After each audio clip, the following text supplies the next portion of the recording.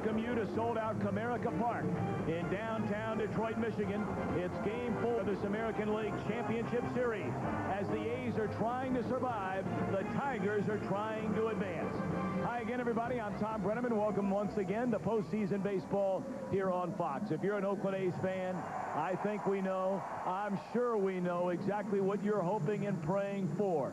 A repeat of 2004 when the Boston Red Sox came back from 3-0 down to defeat the New York Yankees in the American League Championship Series. Lou Piniella, that is the first time and the only time it has happened when a club has fallen behind 3-0. What's the mood like going into this one for the Oakland A's? Well, the Oakland players will take their cue from their skipper today. They'll look at his body language. They'll see if he's uptight, if he's positive. Well, I talked to Kenny before the ball game, and he certainly exhibited those qualities. That's the good news. The bad news, he doesn't pitch or hit. And that's exactly what this Oakland team is going to have to do today, or they'll go home. Getting the ball for Oakland will be Danny Haren, a 14-game winner during the regular season. He pitched the clincher over Minnesota in the division series. And Jose Mota, pleasure to have you with us here today. Jeremy Bonderman, the starter for the Tigers, he pitched the series clincher over the Yankees. That says a lot. And why not have a tough-minded, aggressive young pitcher who understands the bigness of this whole thing, and also understanding that he's following some other pitchers who have done a tremendous job on the mound for the Tigers. The other thing is, offensively, they will give him some runs. It's not all on him, but right now, there's bigger implications, Tommy. This is one victory away from the World Series, so he knows this city is also very hungry. And how ironic it is this date. It was 22 years ago today. The Detroit Tigers sat atop the baseball world for the 4th time, winning the World Series. Is this their year again? This will be our year. Took a long time to come. Don't let go of my hand now. The darkness is gone. And this will be our year. Took a long time to come. By State Farm, great service and great rates. You can get it all from State Farm. And by Charles Schwab, great service, great price. Why not both? Talk to Chuck, Charles Schwab. Welcome back to Detroit, Michigan. The streets are empty, the stadium jam-packed. In the starting lineup for Ken Macha's Oakland Athletics, Jason Kendall catching, Mark Kotze in center, Milton Bradley in right, Frank Thomas, the deep still hitless in the series, Eric Chavez at third, Jay Payton in left, Swisher, Scudero, and Jimenez, the latter third. First pitch swinging is Jason Kendall, a foul ball, strike one, and we are underway. Jeremy Bonderman, a 14-game winner against 8 losses during the regular year. He pitched 214 innings during the season. Much tougher against right-handed hitters than left-handed hitters. And our pitcher profile for Bonderman is brought to you by your Exxon and Mobil retailer. Well, mainly for Jeremy Bonderman, no need to overthrow because he has to trust his stuff. Bear down on lefties. You already mentioned, Tom, how lefties hit better than righties against him, and really trust and feed out this whole environment. And the environment alive already. Strike 3 called to Kendall. And Jason disagrees with Chuck Merriweather. You have an opportunity to send a message immediately right away. Look at that glove not moving. Great job on Pudge on framing that pitch, and he really made it easy for home plate umpire Merriweather. Boy, and this place is electric. Well, the early start on a Friday afternoon yesterday. A very good crowd, a lively crowd. But there certainly is an even greater sense of desire here in Detroit today. A win away from the World Series. Mark Kotze swings and fouls it out of play. It's 1 ball and 1 strike. League Championship Series brought to you by Budweiser Select, brewed longer for a bold taste that finishes clean. Expect everything. 1-1 account on Kotze. And it's down and in, 2 balls and a strike. And that's a pitch that Jim Leland, the changeup, says that he needs to really be on it to get left-hand hitters out.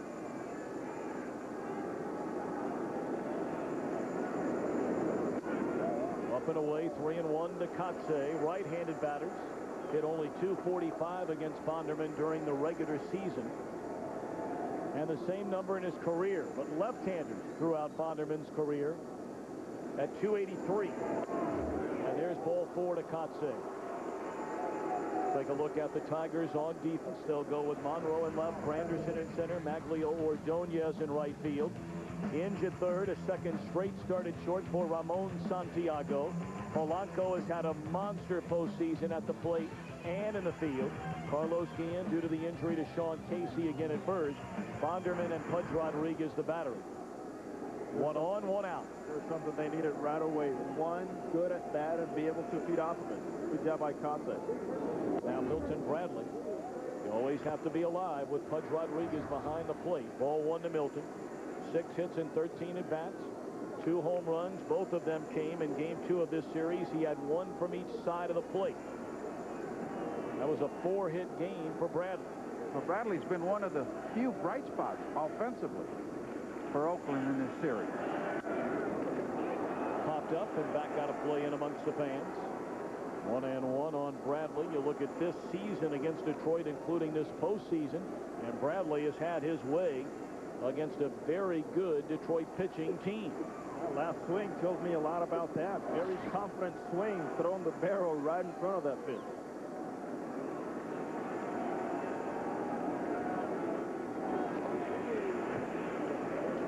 Of course, in game 2 of this series, it was Justin Verlander on the mound for the Tigers. Very hard thrower.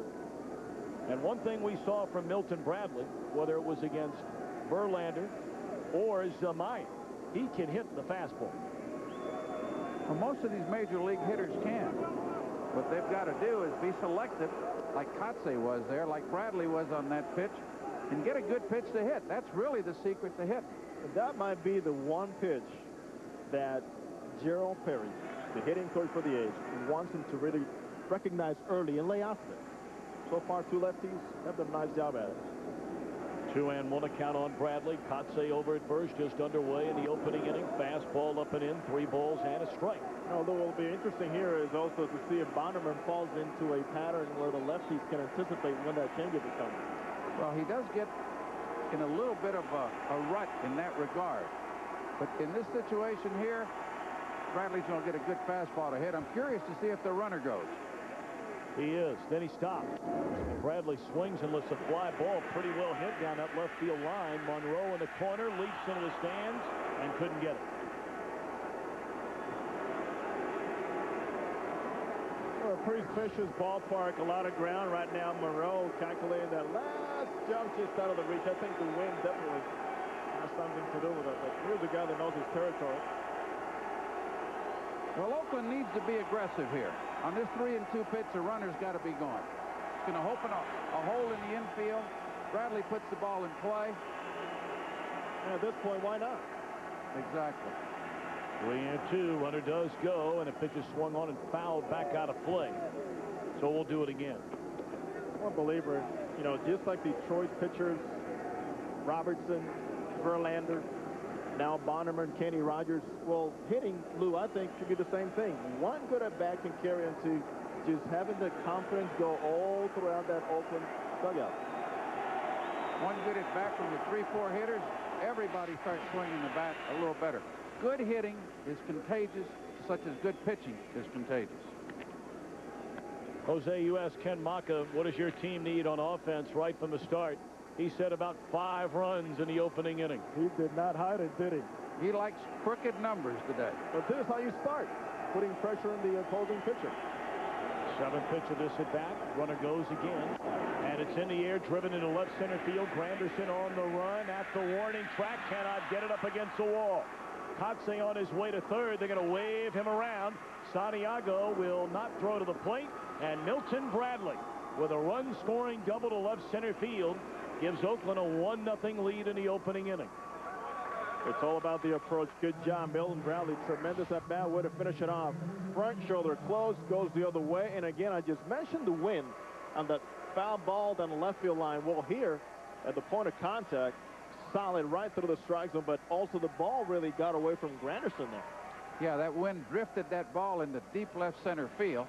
Granderson was playing just about a step to pull. It became a tough play for him.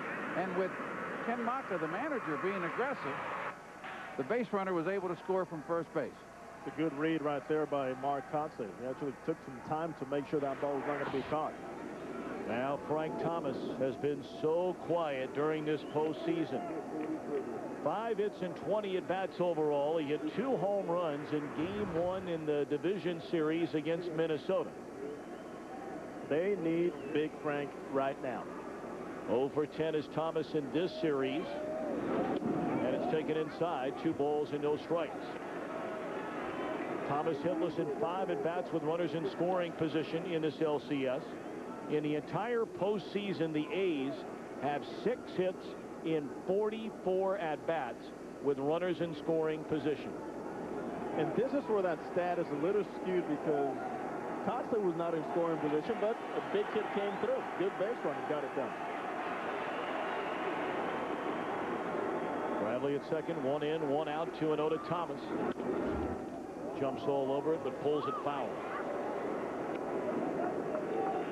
And Frank Thomas, during the regular season, lost out to Jim Thome for the comeback player of the year, but 39 home runs, 114 batted in during the division series. A .500 batter, including those 2 home runs.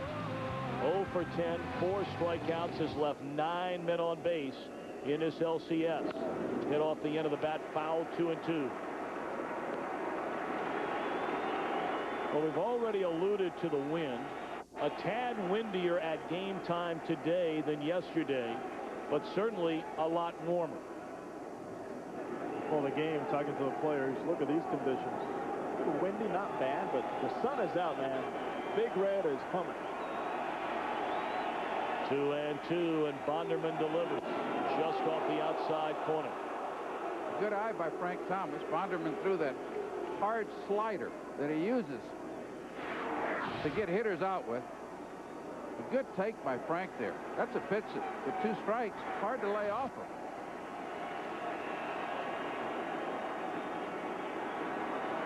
Bonderman shaking off Pudge Rodriguez. And now the 3-2 came with a fastball, and Thomas hammers it down the left field line, foul.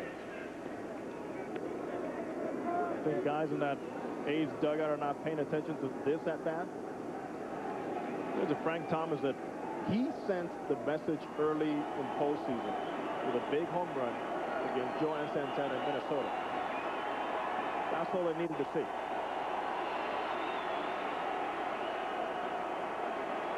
There goes Bradley. Swung on and fouled out of play. And Bradley might be hurt. Bradley is holding his right thigh about 3/4 of the way down. That's not good. We talk about weather conditions being cold even with the sun out, but here's the jump. He had third base stolen, but only his right quad I can see about here.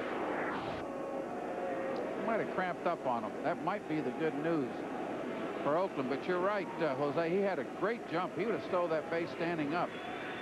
Oakland trainers coming out just to take a good look at him, make sure he's okay. I think he's in a lot of pain out there. Well, the easiest thing to do is the groin muscles in cold weather. They're easy to pull.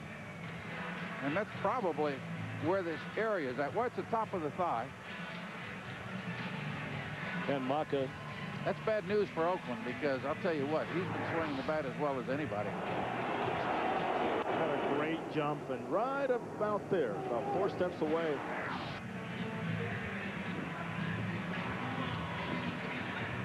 Larry Davis, the head trainer, out with Ken Mota still talking to Milton Bradley. He's trying to run off the pain. It gives us a chance to welcome in the 4th member of our broadcast team today. Once again, good afternoon, Chris Meyer. Hey, Tom, and it was a Tiger fan who held up a sign here that said Milton Bradley, game over. And I talked to Milton before this series, and he said, we know what we have to do. But the vibe in the clubhouse with the A's, Ken Mota walked over to Frank Thomas and said, you're not going to get one of those let's win one for the Gipper speeches. But Frank Thomas said, well, let's win one for Mota. The A's were loose, and they did not seem as desperate as a team 0-3, at least coming into today's game. Chris, thank you very much. 8th pitch in this at-bat coming from Bonderman to Frank Thomas. Already the 23rd pitch of the inning. And another foul ball on a check swing. Tell you, as a runner right now, Bradley at second base, you're hoping that Frank Thomas makes it easier for you if you have to score in this situation. Yeah, hit one in the gap somewhere. Don't hit one straight at the left fielder or right fielder where you've got a bang-bang play at the plate. Again, a 3-2 to Thomas. In the air, foul territory. The wind may bring this back. Yep, Dean is there for the second out.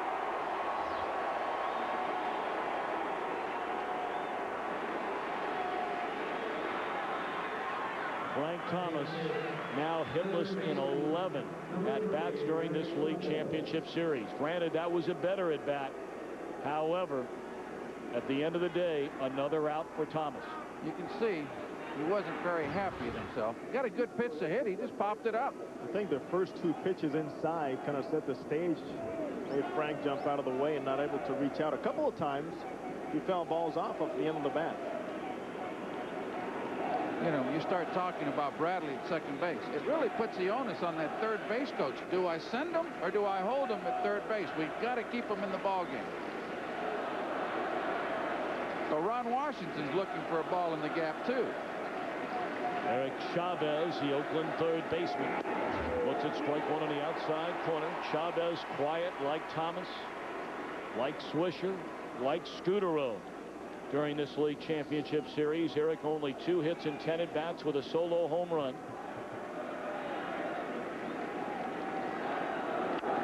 Pulled fair up the first base line. And a fan reaches over, which allows Milton Bradley to just put it on cruise control. So Swisher watching and congratulating Milton Bradley after an RBI double from Eric Chavez. It's good hitting right here. Nice time hit. Gets that bat right through the strike zone. Fair ball. And I think, as we were talking about, he really made it easier right there, not only for Bradley, Lou, but for Ron Washington, the third base coach. Yeah, he was going to be very cautious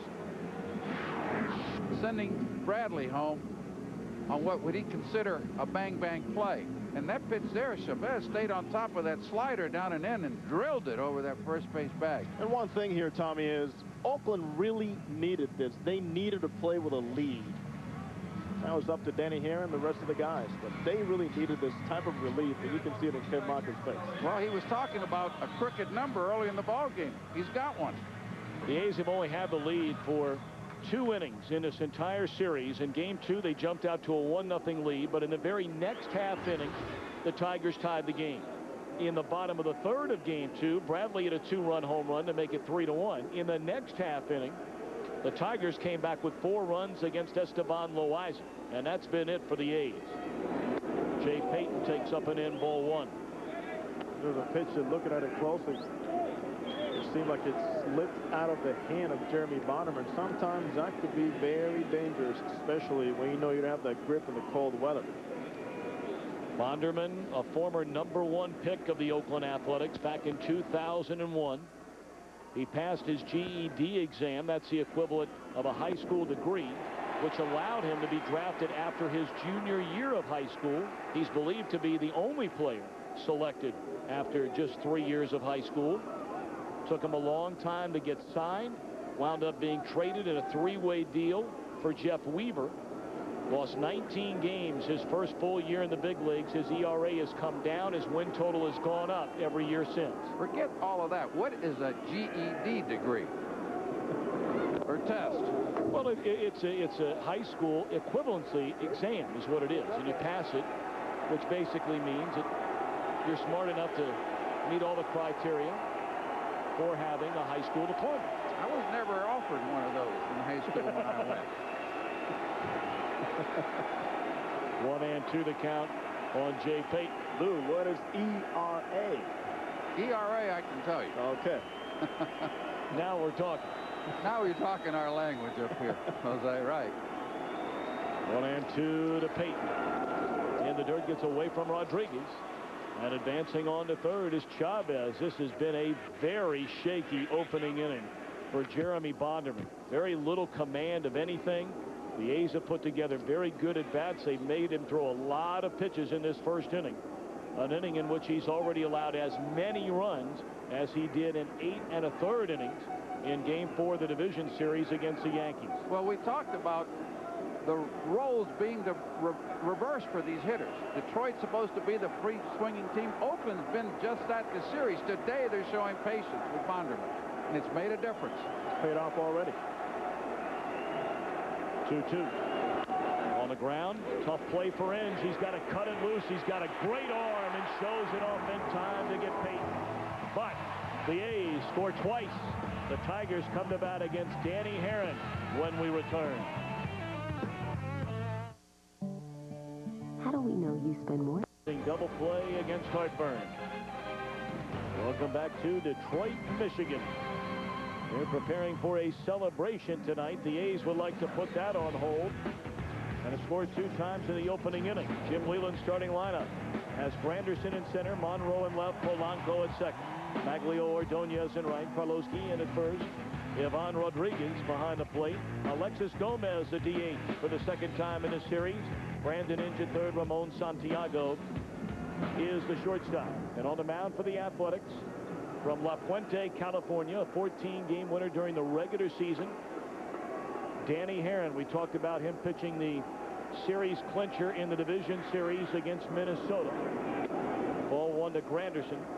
And our pitcher profile is brought to you by your Exxon and Mobil retailer. He needs to keep those mechanics in check. He seems to fly open with that front shoulder. Establish that second pitch early, either your split or your slider. And more than anything, I don't care so much, Lou, about east and west, you know, inside corner, outside corner.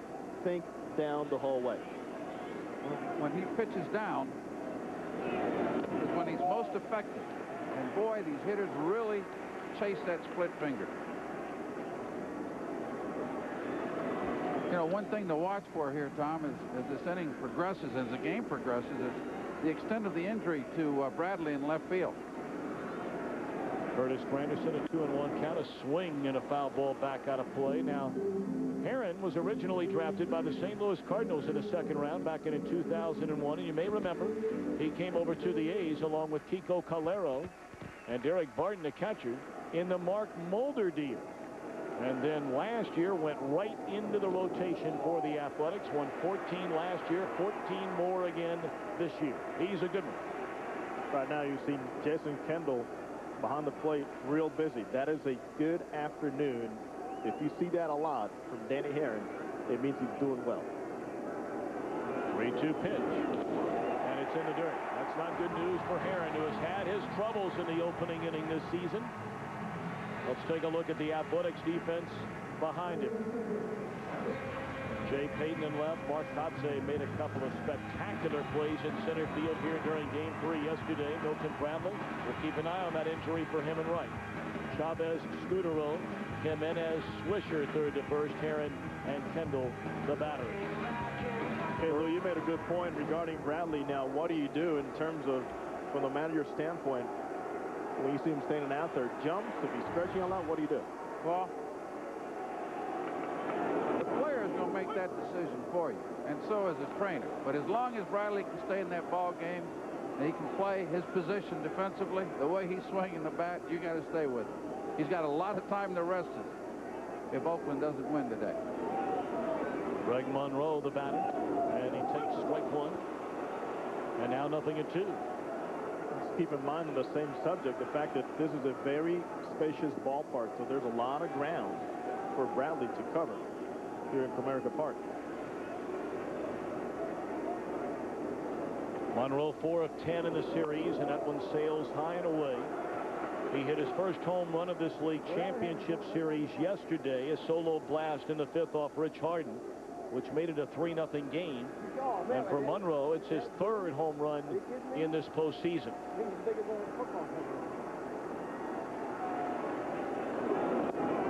Splitter in the dirt, 2-2. Well, Tommy, I like what Jim Leyland has done with Monroe. I mean, you give the opposing manager a different look on your lineup. You give Monroe an opportunity possibly to see more fastballs.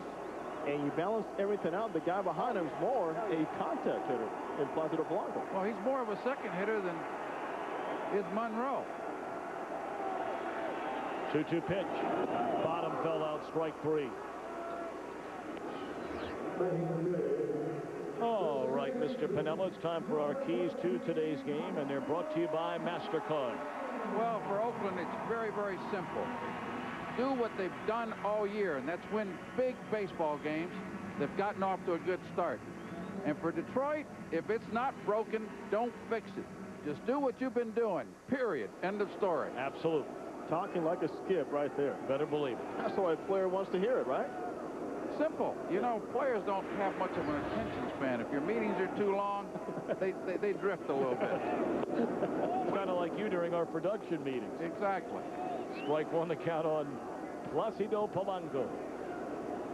What a postseason this guy's had. We talked about it in the field. He's been spectacular at the plate. 13 hits in 29 postseason at-bats. And look at his numbers against Haren. Of course, that story holds true for just about every pitcher that Oakland runs out there. Polanco has just worn out the Oakland A's in his career. I wouldn't be shocked if this at-bat at some point we see Granderson go and Polanco, as Lou mentioned, being more a second-place type hitter. Just putting the ball in play and looking for a hole somewhere. But I know they will try to challenge the slow move by Haren to the plate and also Jason Kendall behind the plate. And there's a bouncing ball. Jimenez, a nice play, finds a handle and throws out Polanco from his knees. Jimenez has struggled at second base during this LCS, filling in for the injured Mark Ellis. But this is a nice play and a big play. And his teammates need to see this. Goes to his left. First of all, start with the ball. Find it. There it is. Don't look at second base. Get the sure out. Well done. Good start. There's a confidence builder right there for Danny Haren and for D'Angelo Jimenez. And you're right. The Oakland team does need that because with Mark Ellis being hurt, Jimenez had his share of problems at second base. Now Magglio Ordonez, with the Tigers being up 3-0. Logic would dictate Ordonez has had a lot to do with it offensively. That's not been the case. Only 2 hits and 13 at-bats with 2 runs batted in.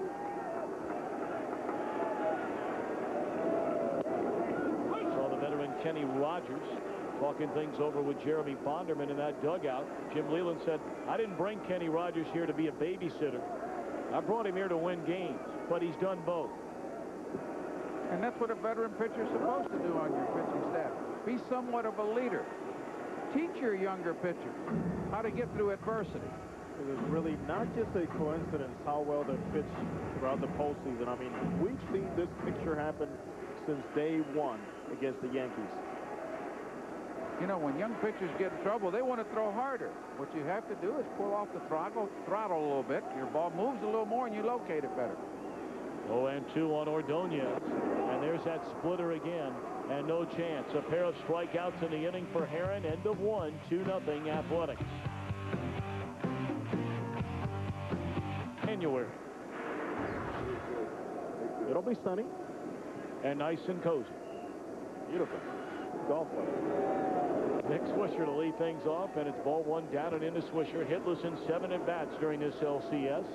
Of course, Nick is hoping that his alma mater will be playing in that BCS National Championship game. The #1 ranked Ohio State Buckeyes in the air to left field. And waiting is Craig Monroe. 1 away. We talked about 2 of the big hitters. Thomas knocked in over 100. Swisher knocked in 95. Oh, so quiet, this duo during the LCS. There it is. Well, contrary to the Detroit lineup where the 7th, 8th, and 9th hitters have been somewhat productive, Oakland's 7th, 8th, and 9th has been non-existent offensively. I can see where, you know, we talk about guys that have done the job throughout the year. They're on base. Was pretty decent throughout the year, but also the guys on the bottom, Scooter, you know, Ellis. But when you're going to face great pitching like you will do in the postseason, you cannot put so much emphasis on the bottom of that lineup. Well, your big guys have to do it, no question. Marco Scudero, a bouncing ball, a 2-hopper at the first baseman, Carlos Guillen, 2 away. Let's again check in with Chris Myers. Time it down from here on the field in left field. We saw that first out that the left fielder has sun in his eyes, but the Tiger batters we're talking about at this time of day at the plate, the shadows give the pitcher a distinct advantage. And some of the A's players were talking how important it was to get up early because the hitter is in the shade and then looking out in the sunlight, and it should go on for at least another 45 minutes to an hour. Yeah, it's tough to pick up the spin, especially on the breaking balls or the rotation on the split finger. And I'll tell you what, too, Chris, 53-degree weather doesn't help either. Jimenez pulls it to the right side, and Bonderman, a nice bounce-back inning, mows him down in order. Ian Rodriguez Gomez coming up. Tigers trail by 2. Long day of baseball coming your way on Fox. Coming up next, part 2 of our LCS doubleheader. Game 3, the Cardinals and the Mets from St. Louis. And, of course, it's the First League Championship Series game at the new Busch Stadium. Joe Buck, Tim McCarver, Luis Gonzalez and company on hand for that one. Steve Trachsel, a 15-game winner. Despite a very high ERA, they scored him a ton of runs. And Suppan, since joining the Cardinals, has been a big-time, big-game pitcher for St. Louis. What a win last night for the Cardinals. Really swinging the bat. So Taguchi runs into a fastball once again. Wow. Carlos Guillen, first pitch swinging, is down a strike against Danny Haren. The Athletics scored twice in the opening frame against Jeremy Bonderman. Talking about that St. Louis Mets game, Spezio with 2 big at-bats, too, late in the ball game. Oh, yeah. Had that game-tying 2-run triple that just missed getting out of the ballpark against Guillermo Mota. And, Lou, I know that, you were sitting there watching that game, and, sometimes a manager, been around as long as you have, you win a World Series title. Sometimes you walk out to the mound and maybe the body language by a pitcher isn't what you want. And you were a little curious about Mota's body language late in that game yesterday. Yeah, usually you like to see that pitcher look at you when you're talking to him. And Mota was looking down on the ground, and I don't know if Willie got his attention or not. And by the way, Jose, you're no relation to Guillermo Mota. No relation to Guillermo Mota. Okay. That one on the outside corner is strike 3.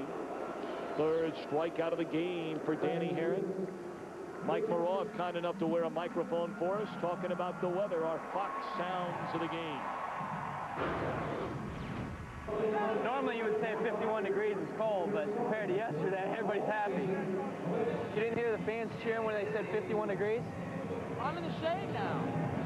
You know you're cold. A little bit. You got the same stuff on except for the beanie. You got gloves on. And the hoodie.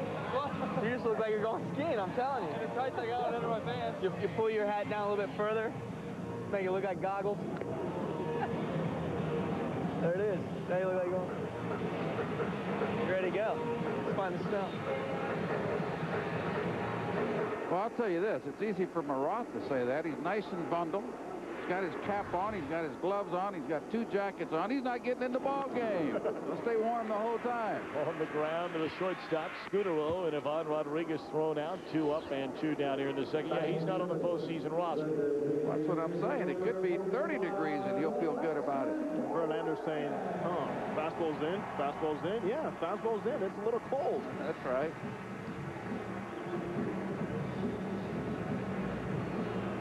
Danny Haren very sharp early on. He's not allowed to hit. He walked the very first batter he faced in the game, Granderson, and has retired the next 5. Here's Alexis Gomez. 3 hits and 5 at-bats. And, of course, all 5 at-bats, all 3 hits for Gomez. Came in his game 2 start. He had a 2-run single. That was in the 4th inning, just off the glove of Eric Chavez to give the Tigers a 4-3 lead. Into the 6th at a 2-run home run off Esteban Loaiza to make it a 4-run game. Really ran into one, just what Jim Leland was hoping for.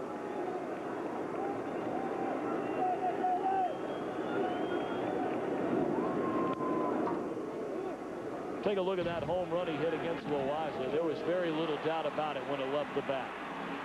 Well, he got that hanging breaking ball, and he did what a good major league hitter is supposed to do with it. Well, here's a good story throughout the season. He was actually designated for assignment twice this year by the Tigers. Well, he golfs that one into right field.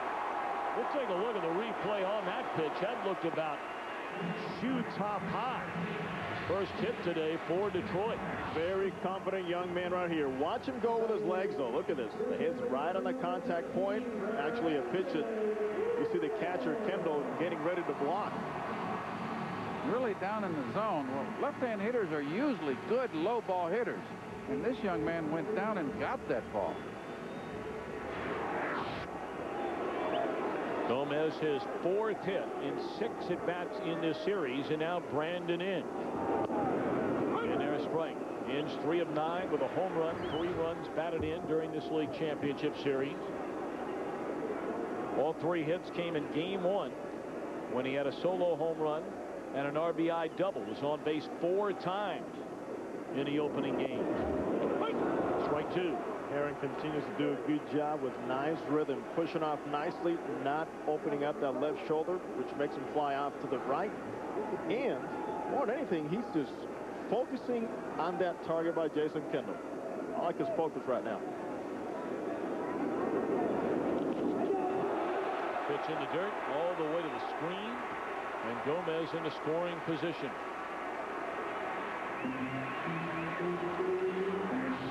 As I mentioned before, it'll be a busy afternoon for Jason Kendall. He did everything in his power to try to block that pitch, but it's just impossible to block every single pitch. He knows it. Scripted a little bit too hard, Lou. Held on to it just a little bit too long. Tried to throw it a little bit too hard. That's what happens.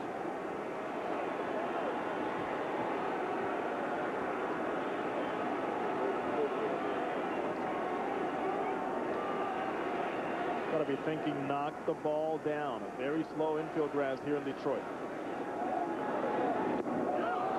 Boy, what a nasty splitter that is. Haren has working here today. That's 4 strikeouts. 2-0 Athletics. Top of the order for the Oakland Athletics here in the 3rd inning. The A's scored twice against Bonderman in the opening frame and lead 2-0. Kendall struck out leading off the game, and here he's behind 0-2. For more on Jason Kendall, let's check in with Chris Myers. Yeah, Tom, we've seen him busy behind the plate. His teammates, regardless of the situation, call him Mr. Intensity. When he first came to the A's, the legend goes they were taking a team photo and they purposely wanted to dirty up the jersey. And they used a tire track to go over the jersey to make it look like it was the baseball effect, and he was upset by that. He said, you don't disrespect the jersey, you have to earn the dirt. And he might be saying something dirty to Chuck Merriweather, who's rung him up twice today. Oh, that was a dirty pitch. Really a good pitcher's pitch with 2 strikes. But it was a strike. Here's what I'll be looking at. I want to see what type of adjustments Jeremy Bonderman makes 2nd time through the order, knowing that Oakland made him work a lot that 1st time through the order, and to see if Oakland keeps the same approach too. Kotsay walked and scored in the 1st inning. And Bonderman with a 1-ball-and-1-strike count on Mark Kotsay. It's a good job right there. He's trying to run that 2-seam fastball in on the lefties, make sure it nips the corner at the very end. 1-1 to Kotsay. Came with a fastball in the outside corner, and it's fouled away. You see the radar gun at Bonderman. Much like Verlander, Rodney out of the bullpen, Big Zamaya out of the bullpen. Hard throwers. Power pitching for the Detroit Tigers. In postseason, there's no substitute for power pitchers. Came back with a slider there at 90 miles per hour. Now, Zamaya's status for today, we have to wait and see. Jim Leland had not seen Joel Zamaya when we met with the skipper earlier today. He was better yesterday, but he was not under any circumstances going to pitch Zamaya in game 3. That ball smoked into right, but right at Ordonez. 2 are out in the inning. Mike Monroe talking about his running mate Jeremy Bonderman. Our Fox sounds of the game. Maybe they saw Bondo's last game against New York, where he had 6 balls in the 5th inning for the entire game. Then he had 8 balls in the 6th. They must have saw that and said, oh, he's throwing strikes, you better swing. That one dropped into left center field off the bat of Bradley, and he is still feeling a lot of pain over there at first base. You got to wonder how much longer Bradley can stay in this game. He just cannot run.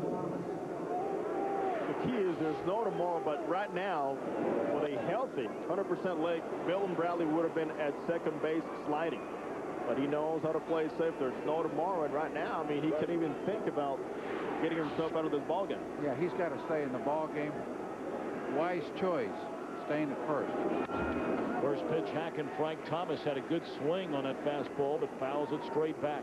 Well, Monroe was talking, Tommy, about doing their homework. To me, I wouldn't have used the words maybe. They were watching to see what Bonderman had done before throwing strikes, and they've applied it to the game so far.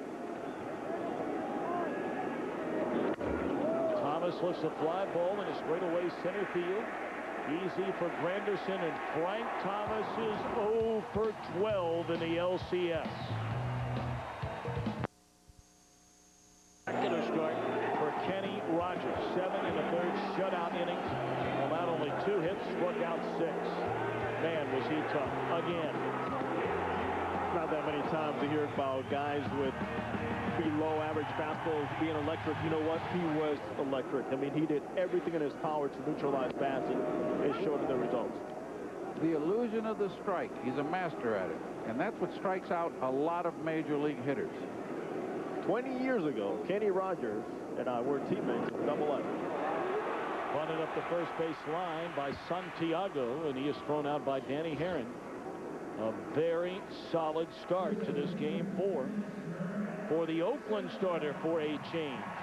Now, Haren wasn't bad yesterday. Allowed 3 runs in 5 2/3, but the first 2 games could not have gone worse for Ken Macha's starting pitchers. Barry Zito, 3 2/3, 7 hits, 5 runs in game 1. Esteban Loaiza, 6 innings, 9 hits, 7 earned runs. There's something to be said when you make a hitter think more and more on 1. You make him think more about the next pitch than 1-0. 1-0, he's going to be sitting on something pretty to hit. On 1, you just never know. He's fallen behind Granderson here, 2-0. Kenny Macha very upbeat before the game today. He said, I have a good team. I feel like we can win 4 straight games. Yeah, we even saw him holding a bat like Lou Piniella down there. He can hit, Lou. Oh, he had a little he bit was of, confident. Yeah, but he had a little bit of a thick handle bat. I used the thinner variety. 2-1 to count on Curtis Granderson. Full foul. And you got to believe that splitter's coming again. Haren early on has it working, has it moving. And already with 4 strikeouts, all of them on the split finger fastball today. Shadows or sun, no matter what. Right now, he's got a nice deception going on. We saw the grip. Here it is. See you later.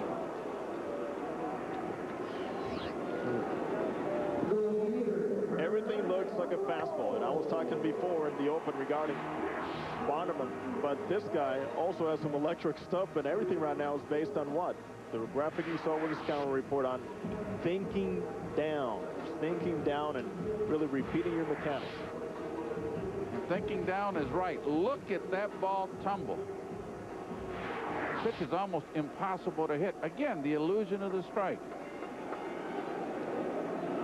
How it applies to no matter how hard or how soft you throw. Even throwing that splitter on the first pitch to get ahead, 0-1 on Monroe, who struck out his first time up. Just take a look at that grip, and you see him sometimes holding in between pitches, but it all starts with a glove. Nice big hand. Now when he comes up, everything looks like a fastball, great arm speed. Boom. And there's a fastball, and there's more than enough fastball. He's been throwing right around 94, 95, 96 to start this game. Oh, he's a big, strong kid. Really nice delivery. A little pause right at the top of it, which makes it even a little harder for these Detroit hitters to get the timing. You almost double clutch as a hitter because he slows you down. There's a double clutch. There's a swing. You can't stop. I talked to Vladimir Guerrero, great Angels Lugger, about this. He goes, this guy makes me triple clutch. 1-2. Came back with a fastball at 97 and just badly up and away. 2-2 to Monroe. Well, you made a good point, and I think right now, watching Danny Haren, it's almost like he's pitching with men in scoring position every single time by thinking softer, not harder. And there's strike 3 called, a fastball right down the can. Monroe was looking for the splitter. 6 strikeouts for Haren. Chavez to begin things with Oakland leading 2-0. By Crestor, talk to your doctor about prescription. Crestor by Taco Bell, think outside the bun. And by Chevy, baseball's #1 fan, Chevy, an American Revolution. 2 runs, 3 hits for the A's, already with 1 more hit than they had in 9 innings yesterday. And Eric Chavez, first pitch swinging, a fly ball at Granderson in center field. 1 away. We caught up with Kenny Rogers before the game yesterday and asked him about working with this young Detroit pitching staff. You've got a lot of input to help other players and pitchers that may significantly improve their careers just by a few words here and there that may minimize their downtime where they're struggling, just by being able to recollect something you may have told them. If it's not today or tomorrow, it could be 10 years from now, and it could have an impact. And there they are talking in between. You know, when I was in Seattle, I was fortunate. I was there 10 years, and I had Jamie Moyer on my staff, and he did basically the same thing that Kenny Rogers is doing here with the young Tiger pitchers. In the air, pretty well hit off the bat of Jay Payton. Monroe back to the wall, looks up, goodbye. Jay Payton, his first home run of his postseason, and it gives Oakland a 3-0 lead in the 4th. This is the momentum that Oakland has been waiting for the whole series. Some good swings, guys making adjustments, and shortening swings down has been the key. Here's a contact point. Location, ooh, that one really slipped. He knew it. He had it. Yeah, that ball just hung up in the zone, and Payton got all of it. Really nice swing, head right down the ball, some weight shift. Look at Gerald Perry. He's been struggling a little bit here. He takes it really hard. I had Gerald in Seattle, and he really takes pride in his hitters hitting the ball well. Works exceedingly hard, and he was happy today. It's nice to see. Those guys work hard, man. They put countless hours. They suffer with those hitters. They enjoy with their hitters, but also think, Tommy, that unfair sometimes where everything is put on the hitting coach. Yeah, you can prepare a guy as much as you want, but boy, when you get to the ball game, you got to get it done at home plate, and you got to do it yourself. 0-2 on Nick Swisher. Rolls over 1 foul. Still 0-2 on Swisher. Still hitless like Thomas in this series. Yeah, they need this young man here to start hitting the ball. He's certainly capable of carrying you when he gets hot. The guys watching him closely, as you saw before, Frank Thomas from that dugout. Came with a fastball, and it's ripped down the right field line. It'll fall foul. Didn't hit it all that hard. Maybe caught it off the end of the bat.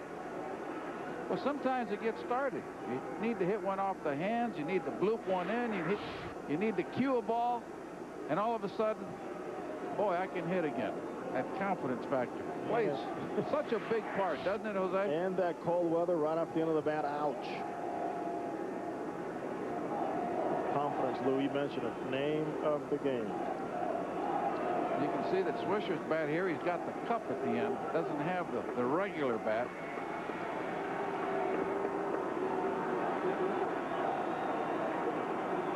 Swisher back in there with an 0-2 count. Fastball sails high, 1 in, 1 out, nobody on. The Athletics here in the top half of the 4th inning in Game 4 of this ALCS with a 3-0 lead. I love this. Team leader watching, trying to pick something up from that pitcher that he can pass along to his teammates. He's right on the top step of that dugout. He's ready to get in at bat this inning again. He started behind Gerald Perry. Look where he is right now. He wants to get up there, man. Gotta love that.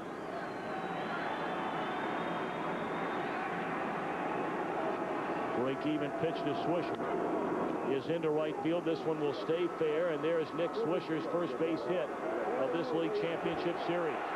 Swisher, a very hard turn around the first base bag, and that's the way Nick Swisher plays the game. And that's what Lou Piniella was talking about. Little confidence here and there. Look what happens, Lou. Well, nice swing here by Swisher. Lines his ball in the right field. Makes a big turn around first base as he thinks he's got a double. Whoops, all of a sudden, back to first. Ordonez came up with it. Strong throw to second base. Good hustling baseball. Keep the inning alive. Frank Thomas, one of the guys to enjoy the most. Well, Oakland's got a 3-0 lead here. You got a little speed at first base. You got a guy that can make some contact. I know Oakland doesn't like to hit and run too much. They don't like to play that type of game, but boy, I'll tell you what, it's a great time to put the game in motion.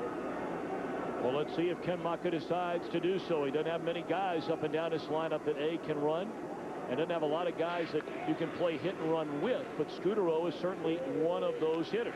Well, the timing is right. Marco Scudero also scuffling a little bit. A lot of times, hitters will look for a sign like a hit and run to actually shorten the swing and say, manager, thank you very much. That's all I needed to track the ball longer because I needed to just put the ball in play.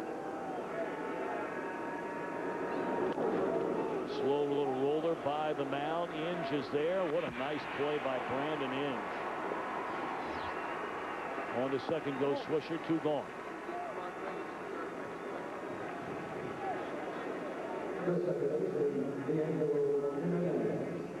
Jorge Rodriguez not forgetting the fact that you have to play the game, follow the ball, but also understand where there might be some opens in your defense. You cannot allow that guy to round third base and go too far. Well, you can see that the ball is slowly hit by the pitcher. Both infielders converge, and you can see Rodriguez, the catcher, going over to cover third base. Just outstanding baseball. Really good fundamental baseball by the Tigers. D'Angelo Jimenez, first pitch swinging down a strike. A runner in scoring position for the A's. They're trying to add on to this 3-0 lead. With all the postseason struggles for the Athletics with runners in scoring position, you certainly can't involve Jimenez in any of that. It's his first at bat in such situations.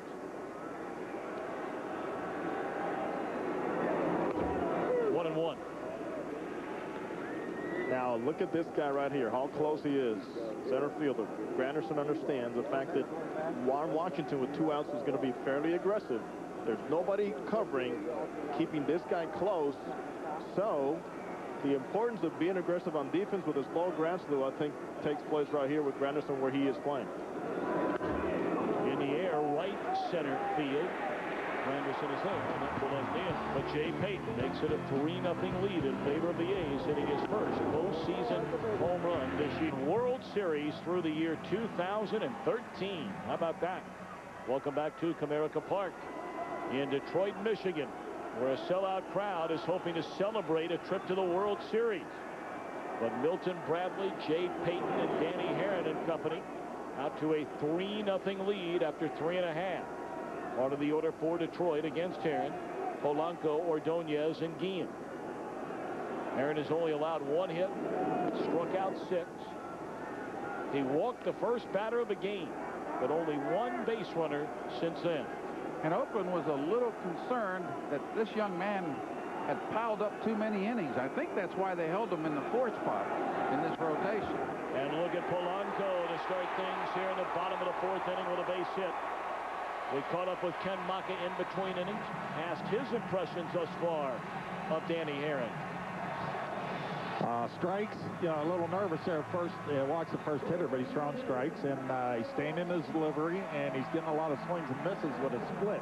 So I talked to you guys earlier. I said sometime he falls off to the first base side and gets under the ball a little bit and leaves a split up, but today, so far, he's been burying that thing.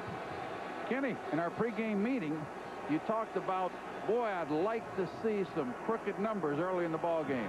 All right. A couple more. We need a couple more. I said a 5 spot in the first, Lou. 5 spot in the first, but you were happy with 2, though. Oh, absolutely. I mean, after being shut out last night, and some people saying, well, your club seems a little quiet. No, we come right out and jump on them for 2. So there's a lot of fight left in this club, and get a nice game out of Danny. Who knows what's happening tomorrow? Kenny, thanks for the time. All right, you're welcome. Have a good day. You too. Right, same here. Boy, he is such an enjoyable guy to be around. We have very much enjoyed The last 3 days getting together with Ken Mota before the game. Probably best described as truly a meat and potatoes sort of guy. Born and raised in Pittsburgh, Pennsylvania. Again, we talk about a guy being nasty and throwing strikes and following through. A different look, something different, just the curveball down. And again, down is the key. Nice grip of that follow through. It's not a roller. That's a snapper. Leadoff man aboard for the Tigers here in the bottom of the 4th inning. Ordonez got jammed with that pitch. There's a fly ball in the short left center. Coxey's got it, one away. Oh, Tom, you talk about enjoyable guy. How about Big Papa here to my left? Big Lou Piniella. What about Big Lou? Habla español, habla inglés, anything. Well, in Tampa, you've got to be bilingual. You've done it well, my friend. I'll tell you what, you look at both of these clubs, the 4th hitters on both of these teams have struggled somewhat. Oh, yeah, not somewhat. A lot. Frank Thomas, the cleanup hitter for the Athletics, hitless in 12 at-bats. Magglio Ordonez, now only 2 hits in 15 at-bats. Not unusual, as you point that out, to have guys in postseason who are the meat of the order guys. Because you know what? The spotlight is mainly on them, and it's a history throughout postseason that you'll see a number 8 guy get hot, number 2 guy get hot, but usually the story once in a while will be a number 4 or 5 hitter. Boy, don't tell that to Reggie Jackson. No. Mr. October. He'd like that postseason climate. Ball one outside to Carlos Guillen. You know, really, you look at the heart of the order for both of these teams. Talking about Bradley, Thomas, Chavez for the Athletics. Now, Polanco is not your typical number 3 guy. That's not where he's hit all year long, but because of the injury to Sean Casey, he's hitting 3 now. We'll take him out of the mix. On to second, and in there safely is Polanco on that pitch in the dirt. Well, this is good aggressive baseball by Polanco. The ball's in the dirt. The catcher, Kendall, does a nice job of blocking and keeping in front of him. But Polanco gets a good jump and goes into second base, scoring position. You know what I like there? I think he comes from a different school. The minute Polanco saw the knees going down, he says, I'm going to take a chance. I've already seen enough pitches where he doesn't handle the ball cleanly because they're hitting the dirt. Good base run. To finish this thought on the Detroit side about the heart of their order, Ordonez, Guillen, and Rodriguez have only knocked in 3 runs in this entire series. I mean, you consider Alexis Gomez started 1 game and has knocked in more runs than Ordonez, Guillen, and Pudge Rodriguez combined. But a chance for Guillen right now. This crowd wants something on the board now. Ball 4, and Detroit has something working against Haren in the 4th inning.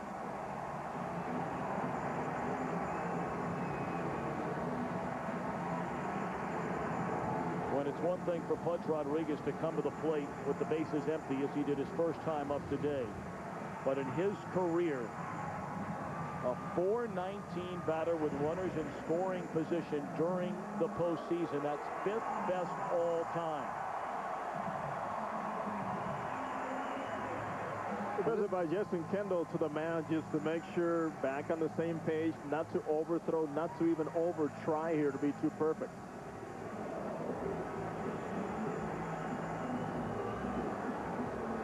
Yeah, the message, just get ahead of the hitter and let's bury that split finger.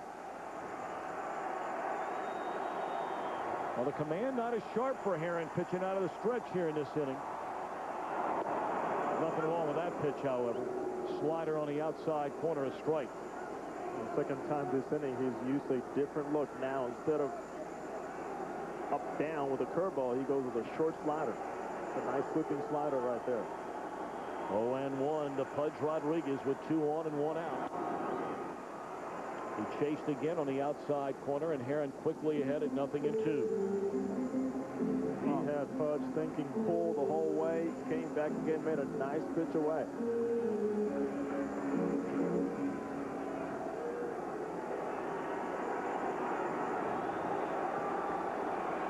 Oh, and 2 the count on Ivan Rodriguez. Polanco, the runner at second. Guillen on at first. That was abuse at bat. Well, he throws 2 pitches on the outside part of the plate. He gets Pudge leaning just a little bit. And look at that pitch. He hits Kendall's glove perfectly. Pudge had too much going in that direction, which is this direction right here.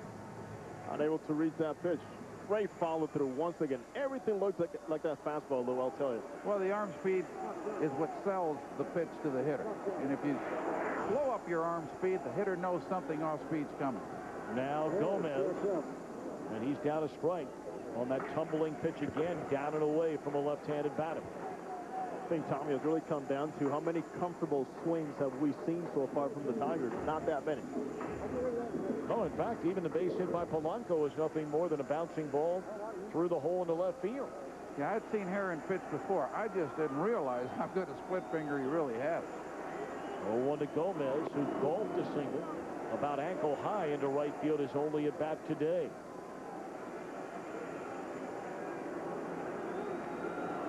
And notice, Gomez hit the split finger for a base hit. Haren came in with that fastball right in on the belt. 1-1 on Alexis Gomez. That one stayed up in the strike zone a little bit. Haren perhaps getting away with one there. He's in front 1-2. That was a good swing on a high fastball. Location once again. Saw it well, but didn't strike well. He knew it right away, too. Boy, this young man takes a nice, healthy cut at the ball. Gomez only had 1 home run during the regular season, but Jim Leyland says he has unbelievable power. 5 o'clock power. And that bat splintered all over the infield. And that'll end the inning. We're back after a break from your local Fox station.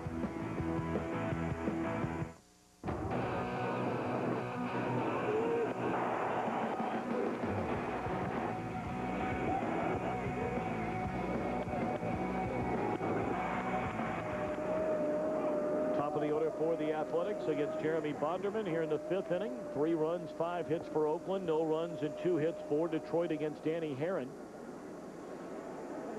I mean, it's an old cliche, but how true it is. When you're down 3 games to none, it is just win one.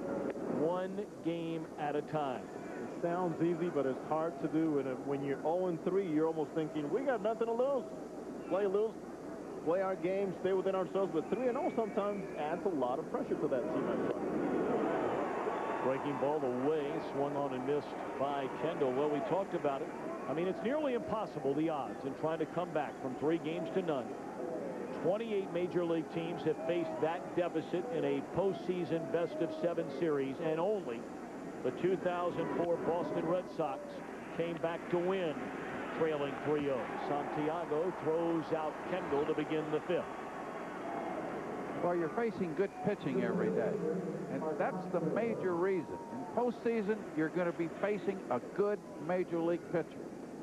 And a good Major League pitcher usually shuts down good Major League hitting.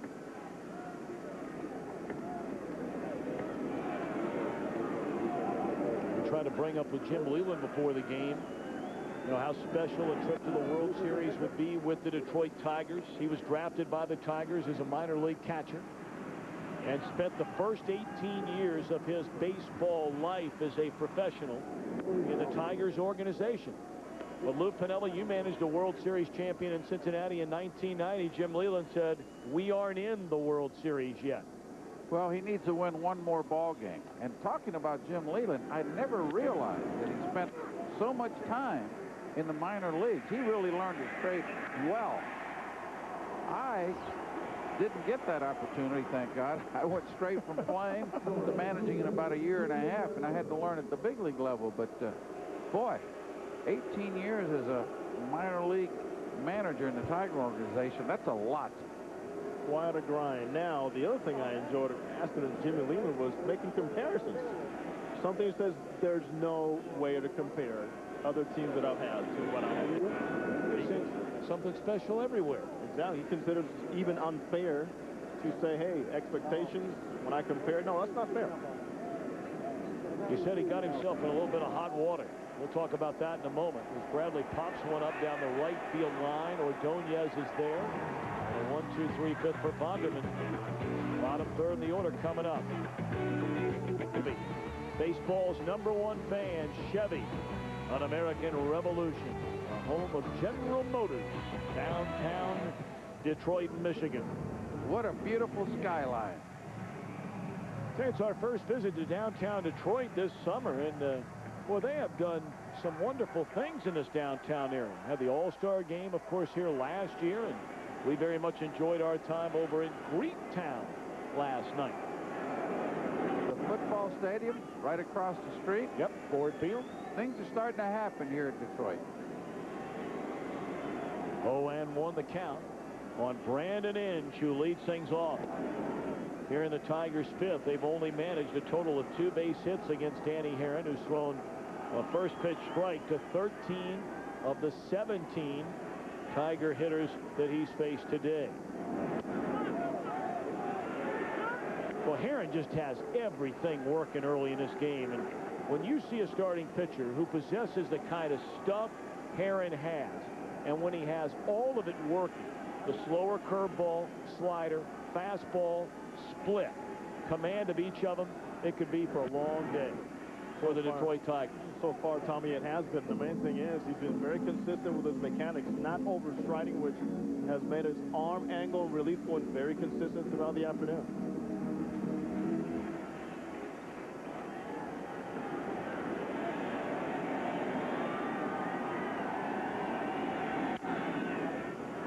Pounded into the ground. That is a fair ball, and the throw gets by Swisher and into the stands. Well, you got to wonder if Chavez, even with a good throw, would have had it there in time to get in. Gold Glover right here. Ball's tapped, but now Chavez knows this ball. He has to think it's going to stay fair the whole way, and maybe he should have thought about just saving it. His nature, though, is to be aggressive and try to make plays. He's done it for so many years in that hot corner for the A's. A tougher play when you have a left-handed first baseman out there crossing toward that runner. And here it's important for Santiago to either get Inge in or to advance the runner. Santiago bounced out to the mound on a bunt attempt up the first base line, his first at bat. Now back out of play, and Haren ahead 0-2. These are the kind of things that has made the Tigers get this far. Is making mistakes really pay off for them. Punishing the opposition when this happens. By the way, that was an infield hit by Inge, and then a throwing error by Chavez, allowing him to advance 90 feet. Solid work there by Santiago. He advances the runner with a ground ball to the right side, one away. We caught up with Jim Leland in between innings and asked about the adjustments Jeremy Bonderman has made since a shaky first. Well, he's done okay, but he, you know, as we talked earlier, sometimes he's going to have some problems with left-hand hitters, and that's happened a little bit today. Jimmy, Haren's got a really good split finger pitch going for Oakland. Yeah, but the big thing, Lou, is he does, and there were some shadows early, but the big thing is we've taken too many fastballs. You're not going to hit that good split. You got to look up on him, and you got to hunt the fastball because you can't handle a split anyway. So we've had some real poor at-bats, I thought, so far. Jimmy, much was made from some of your players talking to them about the shadows early part of the game, the sun back behind them. Should that get a little better now? Yeah, it's okay now. So there's no excuses, and, you know, they're hitting in the same shadows, so it doesn't make any difference. But the split is a little tougher in that situation. Jimmy, thanks for the time. Sure. All right, Detroit a scoring chance with a runner at third and one out, 0-1 on Curtis Granderson, who has walked and struck out swinging. Well, Santiago did his job. He advanced the runner. Now Granderson basically has to do the same here. Get this run in. Use the middle of the field, stay on the ground. Obviously, the Oakland infield conceding the run, leading 3-0. Haren trying to pound Granderson in. When you take the pitcher's perspective, that's what he's going to try to do, make it as tough as possible for him. In this situation, you think more in and out, so there's less plate coverage for the hitter. Beautifully smothered there by Kendall. When you throw that splitter, you're going to have a high number of wild pitches over the course of a year. Fundamentally sound. Great shot right there with a Fox cover on the third and going to his right, shifting his weight. Here's the key. Shift your weight, center the ball. Perfectly done. Well, these catchers do a lot of that in spring training, don't they? 2-1. Breaking ball, it stayed up in the zone and fouled out a play by Granderson. Jimmy Leyland talking about Granderson before the game. He said, I don't know if he'll ever be a superstar. He might be. He said, but one thing I know for sure, every ounce of talent that he's been blessed with, he will maximize that talent. Great kid, takes great care of himself. Swung on and fouled out a play. Said, I don't have to worry about this kid showing up every day to the ballpark, not ready to play. Andy Van Slyke made the comment to us yesterday that if he had a daughter, and Andy does not, but he said if he did, Curtis Granderson is the kind of kid he wants his daughter to marry. That's high praise for a young man. We'll see if he can hit the split finger now. Well, he didn't say anything about having a daughter marry a guy that could hit a split finger. Did he? He just liked him. He should like him. He is a very likable young man. But Leland will like him a lot better here if he can hit the split finger. 3-2 to count. Here's a complete package. And he hit it into right center field. A base hit to bring in Brandon Inge. Granderson to second, to slide, to throw. He's safe.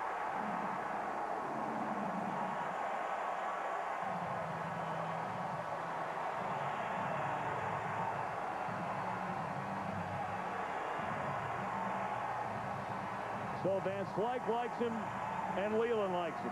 Well, really, really good hitting here. There's a nice pitch. Great plate coverage.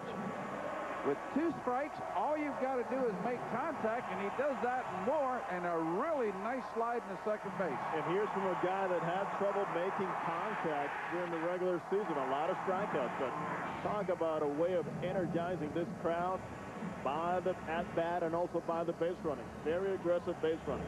Great point, Jose. This young man struck out 170 times during the regular season, but he's coming of age here in postseason. Sure is.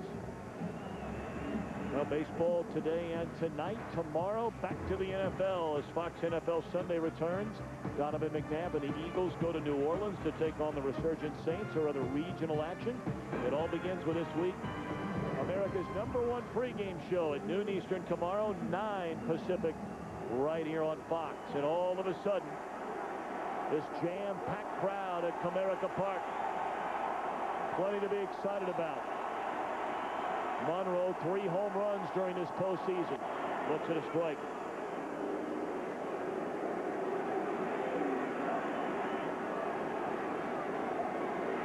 .78 pitches in the game now for Danny Haren.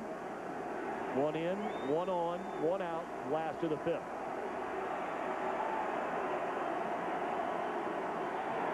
That ball hammered into left field, and Payton cannot get it. It goes to the wall, and Granderson will score. Monroe to second, a 1-run game.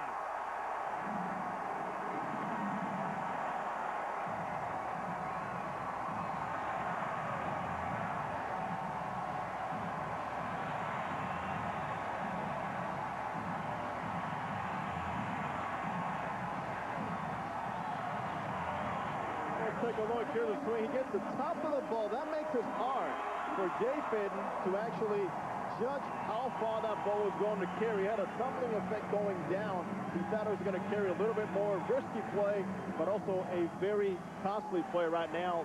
Again, Granderson playing it right, making sure that ball's not caught. Now Polanco with a tying run at second. Fastball is down low. And that ball was hooking away from the left fielder, Payton. Tried to shoestring it out there, but got by him for a double.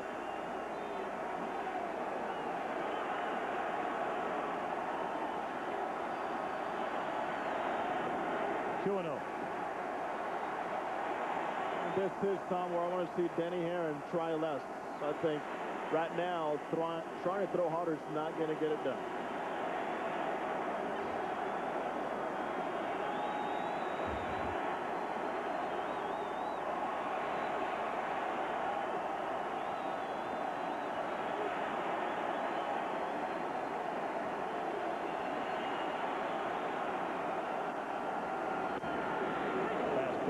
Down the middle, taken by Polanco, who has 6 hits and 14 career at-bats against Danny Haren. Yeah, swinging as well as he has, and the success he's had against Haren, I'm surprised he took that fastball.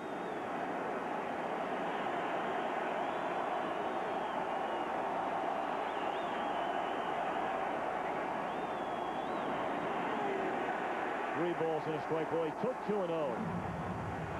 But Lou, if he gets that fastball 3-1, you got to believe he's hacking, right? Yeah, he's going to cut it loose here. Polanco's not a home run hitter, but this is the type of situation when you're a good professional hitter like he is, he can get an RBI. Third time around the order, guys, has been much different for these hitters against Danny Haren. Saw Joe Kennedy getting loose in the Oakland bullpen, 3-1. Got a fastball, hit a line drive, and a double play will end the inning. That is bad base running there by Monroe. Tigers get 2 and trail by a run. Brewed longer for a bold taste. It finishes clean. Expect everything. And to 5. 3 runs and 5 hits for the A's. 2 runs and 5 hits for the Tigers. Lou, you've been talking about that fellow we just saw a moment ago all afternoon long. That's Detroit, baby. That guy looks like he's in Ralph Crandon's Raccoon Latch Club. He's ready for the occasion, man. He wants to celebrate tonight. Oh, he's got that green raccoon type hat. It's cold. It's getting colder. It is. It is getting chilly. 2-0 to Frank Thomas. 3-0. Say what, when you're struggling like Frank is, a walk really feels good. You feel like you're helping your ball club. And here's a guy with a reputation to walk a lot. There's our buddy. 3-0 on Thomas. And ball 4 up and in. Well, Frank Thomas is our HP personality. Let's profile the man known as the Big Hurt. Tell you a little bit about Frank. Likes that R&B, a little bit of hip-hop. And he's big enough to dress as a wrestler. And the only thing he wants, stranded on a desert isle, water. But not salty water. No. Is that what it is? That's it. I mean, that's a good answer. You ain't going to be hanging around long without that.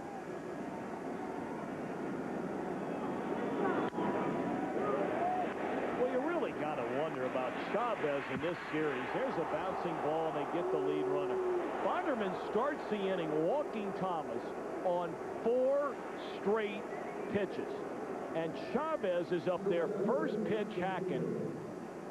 Hard to understand. Look at it both ways. Chavez is thinking, hey, I'm going to see something good to hit. Did he see it? Most likely, but I think, Lou, also the pressure. I'm trying to be too perfect. I'm scoring the ball. He rolled right over that. Yeah, he rolled right over that pitch, and when you do that, you either get the ground ball topper to first base or the ground ball to second.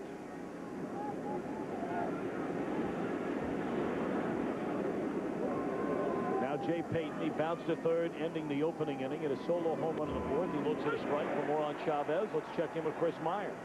Chavez, not an excuse, but he is playing hurt. You mentioned early in this series the tendonitis in both arms. He tried acupuncture. A traveling massage therapist helped him out there, but he has a hamstring and tendon problem, which has affected his defense, and in this cooler weather can affect him hitting the ball as well.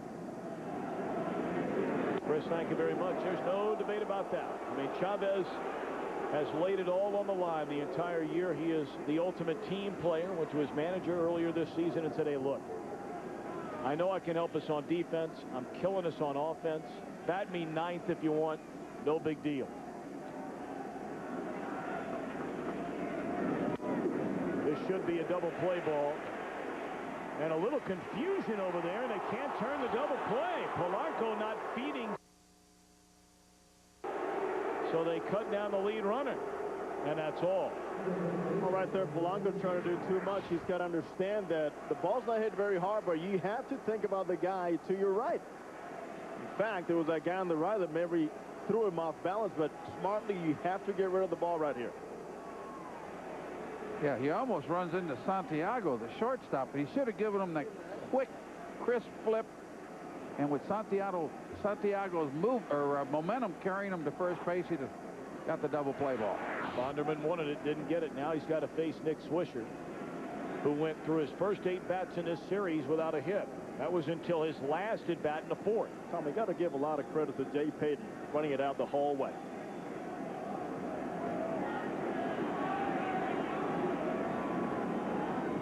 Well, oftentimes you'll see a good hitter go through a long dry spell, but once they get that first hit, all of a sudden things get rolling. We'll see if that is the case for Nick Swisher. Watching him take batting practice today, the emphasis was from batting coach Gerald Perry, think middle the other way and react inside. That's been our strength. Stay right with it. That's good advice from the hitting coach. 1-0 to Swisher. And he takes down low. He's putting himself in a good hitter's count. He can really use a ball in the gap right now and see Jay Payton run. Change the momentum just a bad.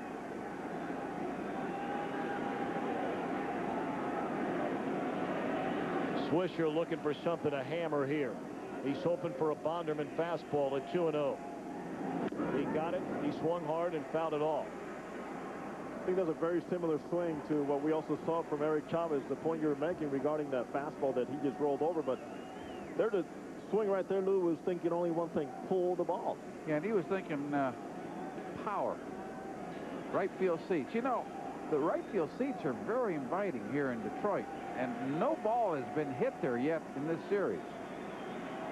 2-1 delivery. Rolled over to the first baseman, and that will end the inning. The Tigers back in the dugout.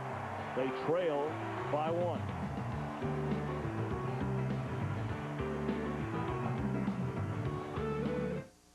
For the cold here at Comerica Park, and as the sun falls into the western sky, it's getting chilly. We begin the bottom of the 6th. A bullet into left field. We're tied.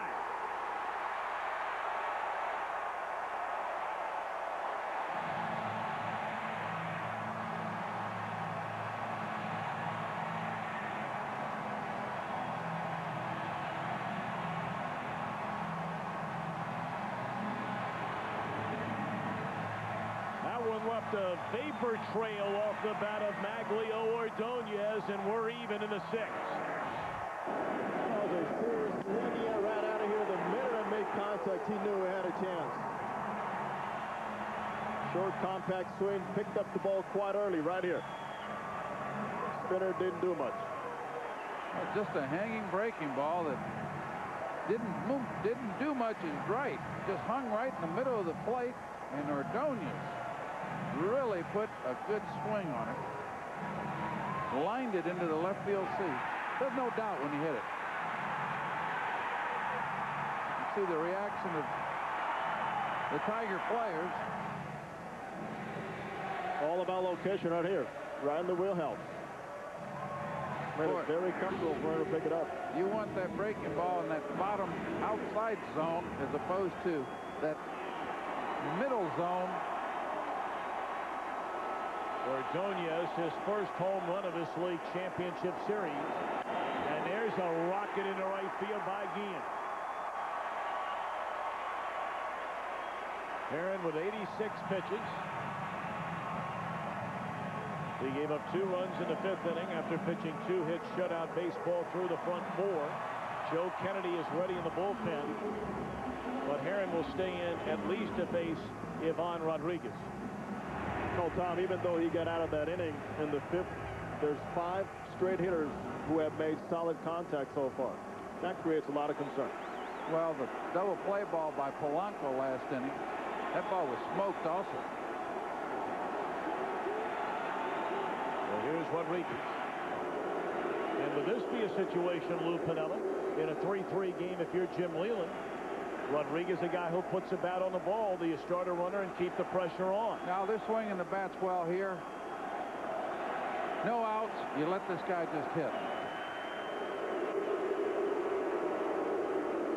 On the same token, Danny Haren thinking the same way, Tommy, is he knows he needs to do everything in his power. Well, he might be. Jason Kendall. Excuse me. He might be throwing out there just to give the pitcher a little more time to get ready. Well, you're right. Here comes Ken Mocker. That's going to do it for Haren. Kennedy will come on from the bullpen. They're feeling it in the Motor City. The Tigers have tied the game at 3. The Detroit Tigers, born in this city, went to Cooley High School, joined the Marine Corps, had a chance for a baseball contract from the Tigers. After a stint in the Marine Corps, decided to go into the pizza business, and that was a pretty wise choice. And talk about having an idea as to what is at stake here, Tommy. Strike one to Ivan Rodriguez from a new pitcher, left-hander Joe Kennedy. We're talking about Mike, the owner, Illich. You can't play on the team, you just buy it. Absolutely. Well, you're right, Jose. I mean, when you're born and raised in a city, that team in your city is in your blood forever. Swung on and fouled out of play by Rodriguez. I mean, all of you out there know what I'm talking about. You grow up somewhere, they're your team. You're rooting for them since you were a kid. And for Illich, that is the case with the Detroit Tigers. Right away, it creates an identification with the local fans. Right away. A lot of credibility. Just off the inside corner. Now, the Oakland bullpen, even without one of their best, has been superb in this series. 10 2/3 innings, a 0.84 ERA. Danny Haren watches as Kennedy takes over on the mound. On the ground, Chavez can't find the handle, throws from his knees and got him at first. What a play by Chavez, who's had a hard time in this series on balls to his left. Well, it was a great play by Swisher, the first baseman. You know, Chavez actually looked stiff at third base. And here you see a really, really nice play by Swisher. That ball there could have just gone over by the tarp. Detroit would have really had something going here. He has had his troubles going to his left this whole postseason. Now Gomez, they're going to leave him in to hit. There's a check swing on his way to third. And what an aggressive play there by Carlos Guillen. Well, it's good aggressive base running there by Carlos. You can see that this ball's in the dirt, bounces away from the catcher Kendall, and Guillen gets a great jump. Oakland's got to play their infield in. But the left-hand pitcher now, if Gomez can bunt, you could see the possibility of a squeeze here now. Everything based on that good secondary lead by Carlos Guillen. Tigers with a chance to take their first lead of the game. And again, a pitch in the dirt that Kendall has to knock down. Well, you cannot say enough about this base running by Guillen. This is how you win championships. Take every inch of opportunity presented to you. Again, he saw Kendall go to his knees. We saw Polanco do it before.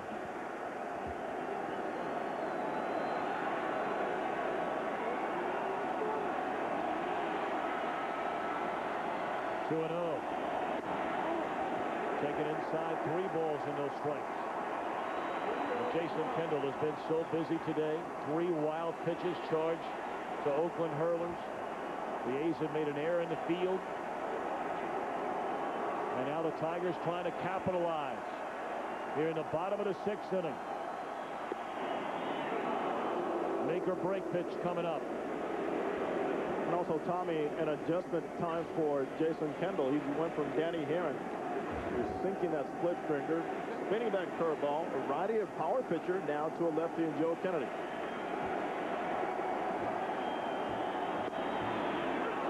Pretty good pitch right there. I'm not sure Gomez agrees with Chuck Merrill with it. Right here, you have to be able to tell yourself, I want to swing the bat. Boy, that pitch was a little down in the zone. Merriweather gave him split pitcher's pitch. Struck him out after coming back from 3 balls and no strikes.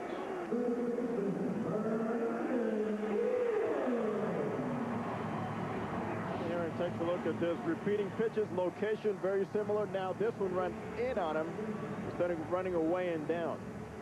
Well, that was ball 4 again.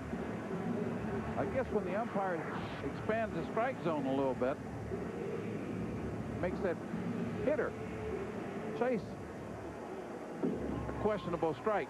Well, now I'm sure this conversation, Lou, has something to do with, hey, Brandon Inge is a very dangerous guy. You have Santiago in the on-deck circle who doesn't play a lot. Perhaps we put Inge on and face Santiago. Well, that's a good possibility here. Although Santiago is a switch hitter. But he is a little better from the left side. Let's check in quickly with Chris Myers. Yeah, Tom, the temperature has dropped. It is just about as cold as it was last night without the threat of snow or rain. But the fans, Brandon Inge saying before the game, these are the same fans that were here in 2003 when we weren't winning. They're as loud as they've ever been, and they deserve a winner here today. Well, they're going to pitch, it appears, to Brandon Inge at first pitch in the dirt. And again, Kendall having to do whatever it takes to keep it in front of him. That go-ahead run is standing 90 feet away. This might be a situation where you want to dress it up maybe and be able to not throw anything very close to the home plate area. Yeah, he's pitching very, very carefully to Inge here. He's got the open base at first base. Got Santiago on the undecked circle. I think that if he throws ball 3 here, they'll just give him the intentional pass. 2-0 on Brandon Inge. 3-0. You usually don't like to see your 8th hitter walked, but Inge is not your normal 8th hitter. And there's the intentional pass coming now. Well, how about those numbers? That is certainly a complete reverse of what you generally expect from a left-hander coming out of your bullpen. Left-handed batters have had unbelievable success against Kennedy, but he has worn out the right-handed hitters. He's got that nice movement with his fastball down and away. He's got a good curveball that he can backdoor. He's got a little changeup that he's come up with that's gotten right-hand hitters out. A guy that also, Tommy, for most of his career has been a starting pitcher. Now a big spot for Ramon Santiago. Runners on the corners, 2 away in a 3-3 game, last to the 6th inning. 4-1. Now you have to be even more aggressive against Santiago. Anderson in the on-deck circle rooting for his teammate Santiago. Only 5 of 24 against left-handed pitching all year. Got a pretty good rip right there.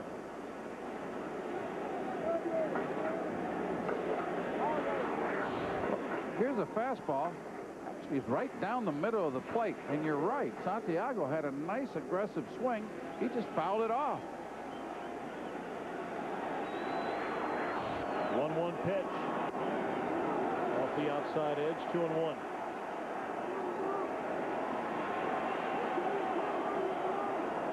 Santiago today has tried to bunt his way on, was thrown out by the pitcher Haren.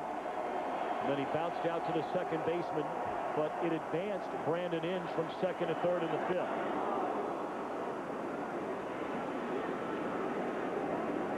You got Joe Kennedy right here really bearing down. Right now is all on his shoulders. He's been more aggressive in the corner, down the middle, really showing that he really wants this out right here. The 2-2 pitch. Fouled away, we'll do it again.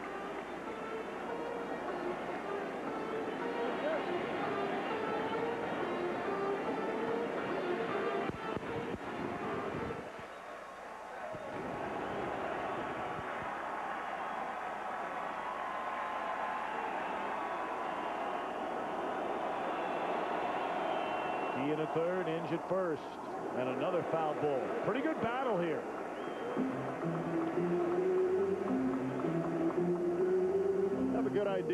as to what it takes to protect home plate. Here it is right here. Good pitcher's pitch, but a spoiler. From there, and you see that good moving fastball from Kennedy. Good tailing action from the hitter. Off the glove of Kendall on a pitch up in a strike zone. 3 balls and 2 strikes. 7 pitches so far in this at-bat between Kennedy and Santiago. And now the crowd here at Comerica Park on his 3-2 pitch coming to their feet. Tigers looking for their first lead of the game.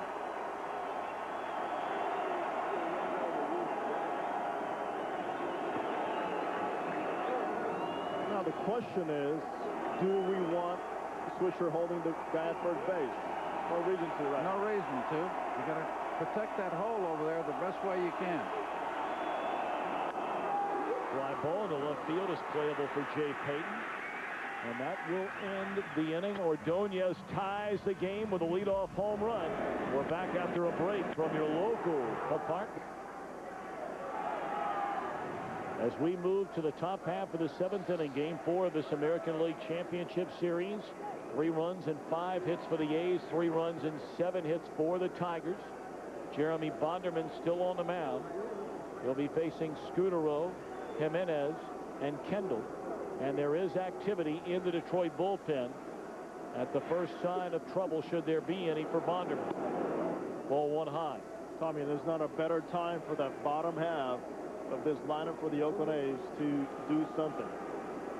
Jamie Walker, Jason Greeley getting loose. Greeley the right-hander, Walker the southpaw. 1-1. Well, Scudero has struggled this whole series with the bat.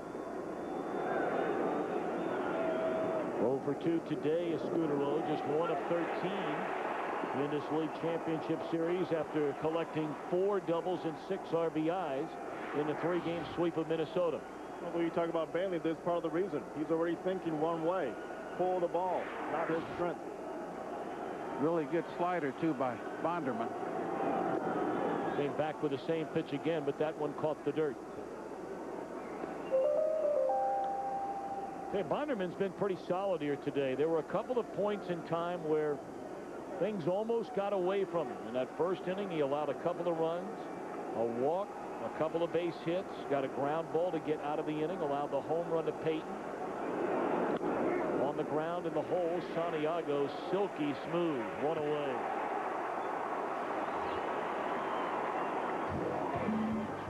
Tonight's WebMD injury report zeroes in on Mark Ellis. A broken right index finger. And what a big injury that's turned out to be for the A's. To get an inside look at injuries affecting your team, go to WebMD.com and search sports injury. Tommy, we're going to talk about missing Ellis's defense, but he does have a presence when he's in that lineup, in that bottom of that lineup, too. Well, you talk to people who've seen the A's, and I know, Jose, in your work with the Los Angeles Angels of Anaheim, you see the A's frequently. Ellis is a better offensive player than he gets credit for. Give him a lot of credit. He can hit 250, but he'll get the opportunity to drive in a big run, 7th or 8th inning. He gets the job done. And he's got a little pop. He can hit the ball out of the ballpark occasionally. He can turn on anybody's fastball. And there to Jimenez, and of course D'Angelo is a man trying to replace Mark Ellis. He got hurt in his final at bat of that division series against Joe Nathan. Beautiful breaking ball there from Bonderman. Getting stronger also with location. How about this for location? Back door.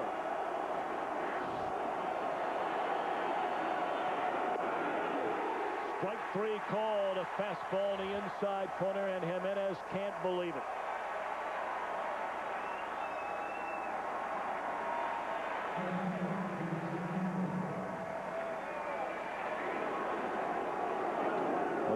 We remind you, tomorrow Fox NFL Sunday returns. It'll be the Eagles and the Saints from New Orleans or other regional action. It all begins this week with America's #1 pregame show at noon Eastern, 9 a.m. Pacific, right here on Fox. McNabb Bush, like it. Indeed. Jimenez still disagrees with that call. Too close to take, D'Angelo. You got to be able to protect home plate. Now Kendall hitless in 3 at-bats. Fastball and air strike, 96. And here you see a fastball right at the knees. Good call by the umpire, Merriweather. I don't think Jimenez has much to complain about. His hands were close enough to the ball that he could make contact with that pitch. Absolutely. Boy, everything working now for Bonderman. Good life on the fastball, good bite on the slider. 95, the pitch count for Bonderman. And here it is, Tommy. Maybe the Kenny Rogers effect has taken effect right now. And the things that Leland talked about, he says, this young man is a bulldog on the mound. He's showing it. Another slider grounded foul by Kendall.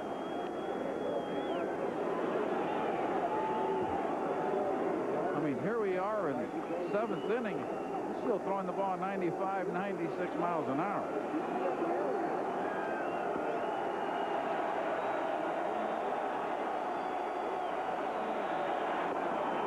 Bonderman was very upset when the Oakland Athletics, after making him their #1 pick in 2001, traded him away.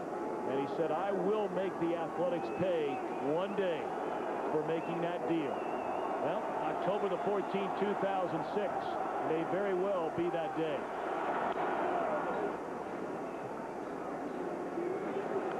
The way things started for him today, I'll tell you. 2 runs right away in the 1st inning. It looked like he was going to really be figured out by more hitters from the A's, but he actually just getting stronger and better. We haven't seen that many comfortable swings lately, though. We sure haven't.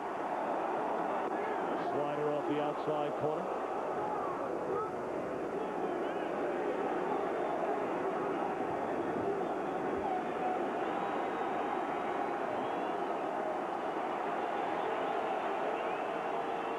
Well, I think Kendall has to protect the outside part of the plate. He's been called out twice. Off the body of Bonderman and into right field. That'll be a base hit for Kendall. We'll have to see if Bonderman's okay. Not sure where it got him. I'll tell you, this cool weather, that's going to hurt even more. Well, this ball's hit right back up the middle. Hits him right off his foot. He goes, ow. Ouch. That hurts in cold weather. Well, his day is over.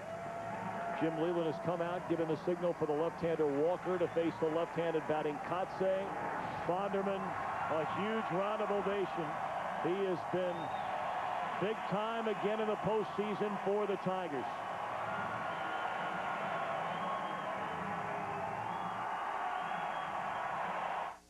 I'm the same as you. I got a few for this American League Championship Series, Tiger General Manager and President Dave Dombrowski hoping to celebrate tonight a trip to the World Series. It would be the 2nd time Dombrowski and Jim Leland would celebrate together as general manager and manager. They did so with the Marlins. Jamie Walker, the left-hander, takes over for Leland out of his bullpen to face Mark Kotze. And over at first, Kendall with 2 out here in the 7th inning. And right away, Kendall has to be very careful with this tricky move by this lefty, Jamie Walker. Same adjustment goes to the hitter. Be able to stay inside the ball. Lefty against lefty here for Kotze.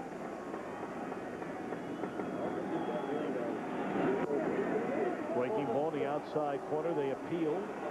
And no appeal. They're still waiting for the call by the third base umpire. And finally, Jerry Crawford says no. Kotze hitless in 6 at-bats in his career against Walker. But Kotze not bad against left-handed pitching, a .265 hitter.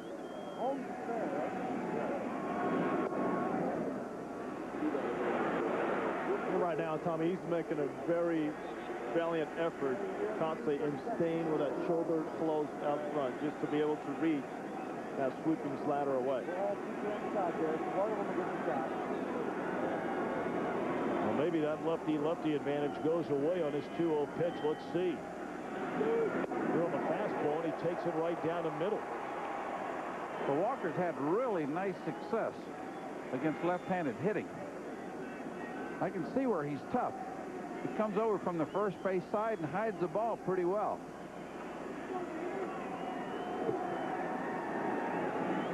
2-1 the count on Kotze. Came back with a breaking ball and misses away. Threw him a fastball 2-0.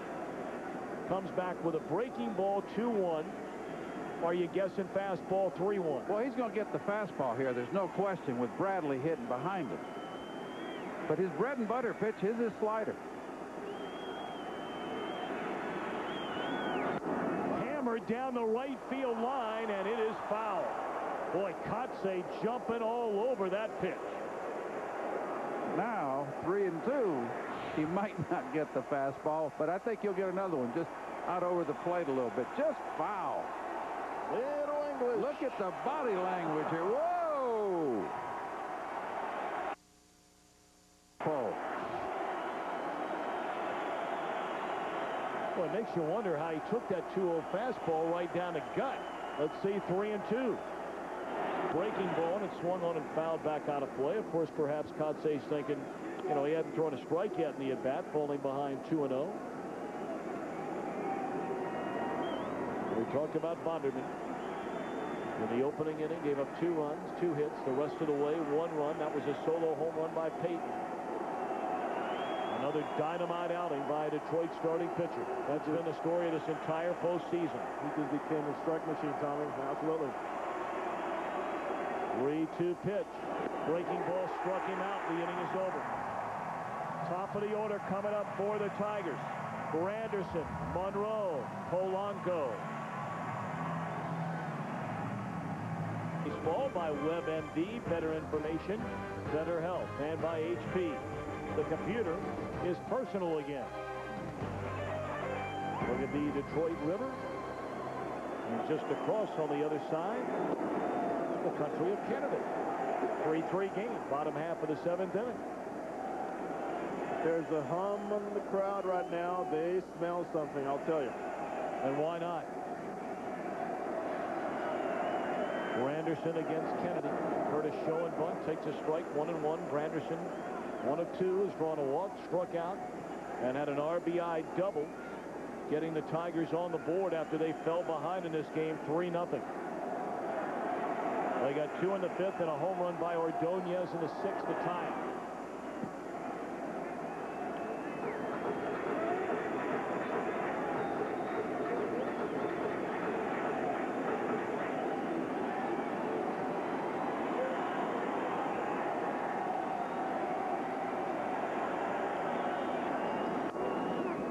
Still 1-2. This Granderson has gotten better and better as postseason gone on. Playing with a lot of confidence.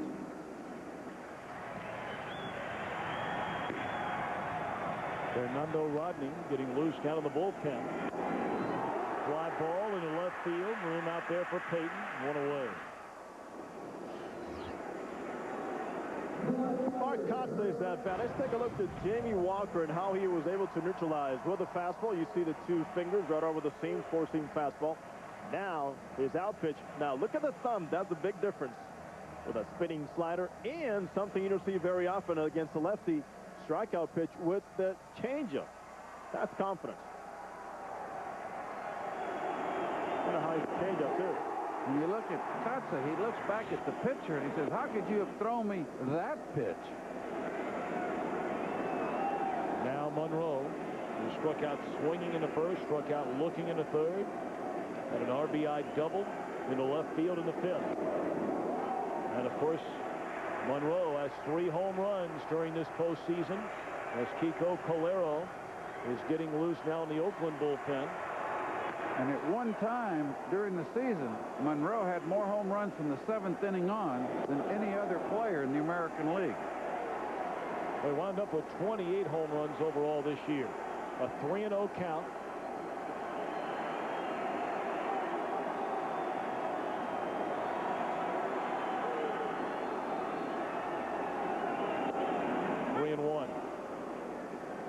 I thought Leland might just turn him loose there, 3-0. Kennedy very aware of that. He didn't just his pipe one. He makes sure he has some good location inside.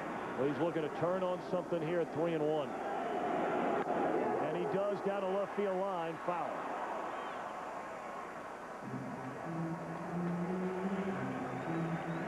just a good aggressive swing by Monroe.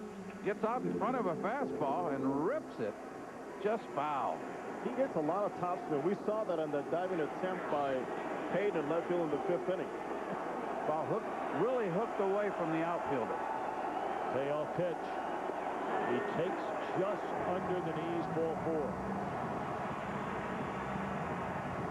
Go ahead, run aboard with 1 out here in the 7th inning. Take a look at our Travelers in sync box score for the Tigers. 7 base hits. Ordonez, the home run leading off the 6th inning, which tied this game at 3. RBI doubles by Granderson and Monroe brought in their first 2 runs.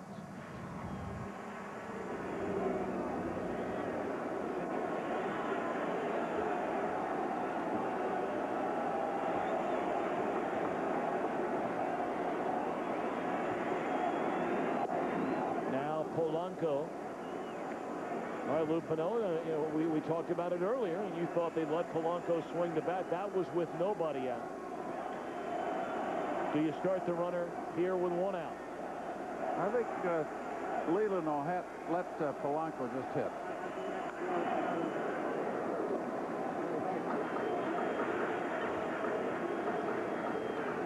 Kennedy with the left-handed move to first base.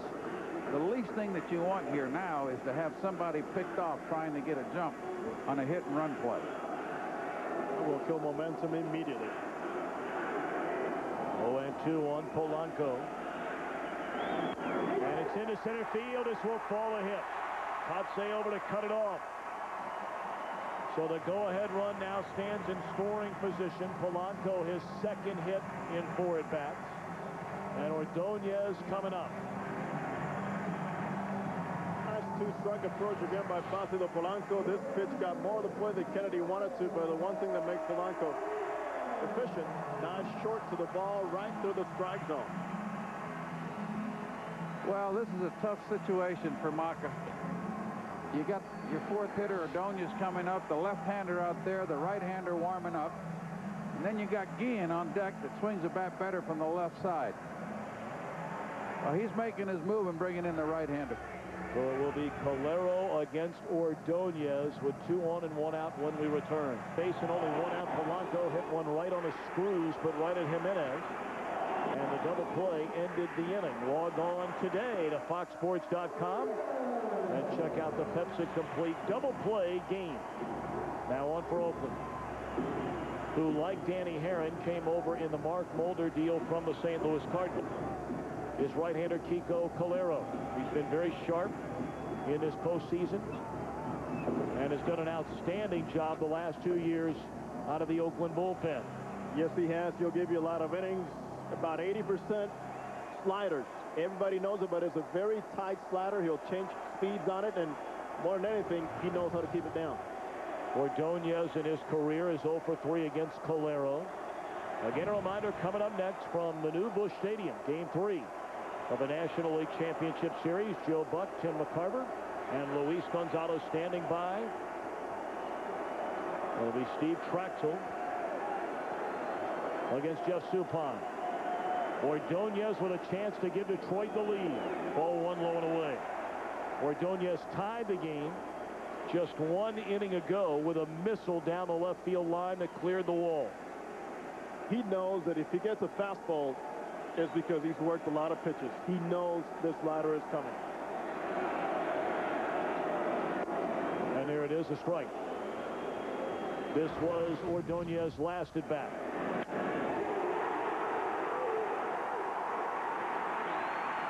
Never a doubt. He's hoping that Calero can hang one of those sliders.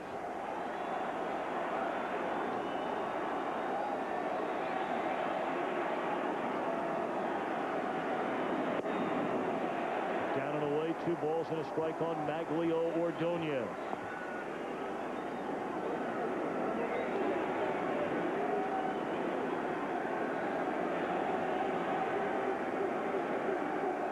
Sometimes a pitcher has better command with a breaking ball than with a fastball. Calero looks like that type of pitcher to me.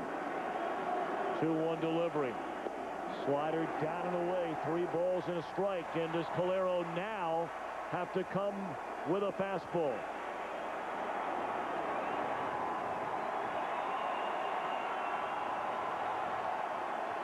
"12 straight losing seasons in Detroit. And here they are, perhaps a hit away from a trip to the World Series."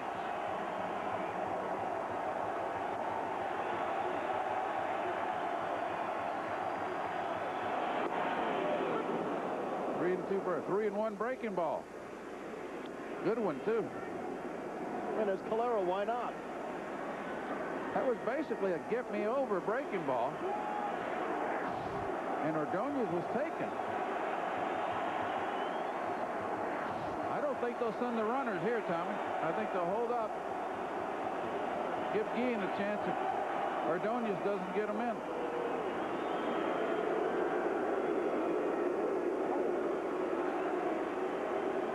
The chance for a swing and miss right here. Throw him out just increases dramatically. Houston Street, the Oakland closer, getting loose in the bullpen. 3-2 on Ordonez. Here it comes. Ball 4. And they are loaded for Guillen, the best Detroit hitter in their lineup.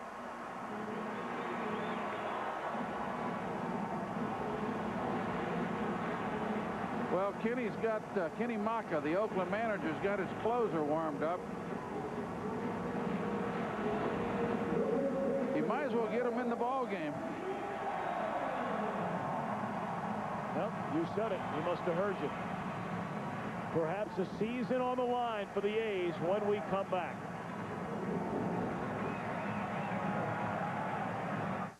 Next here on Fox, part 2 of our LCS doubleheader, game 3 between the Cardinals and the Mets in St. Louis. So stay tuned. Steve Trachsel against Jeff Suppan in game 3 from the new Busch Stadium. But first things first, the Tigers have them loaded in a 3-3 game, last of the 7th inning.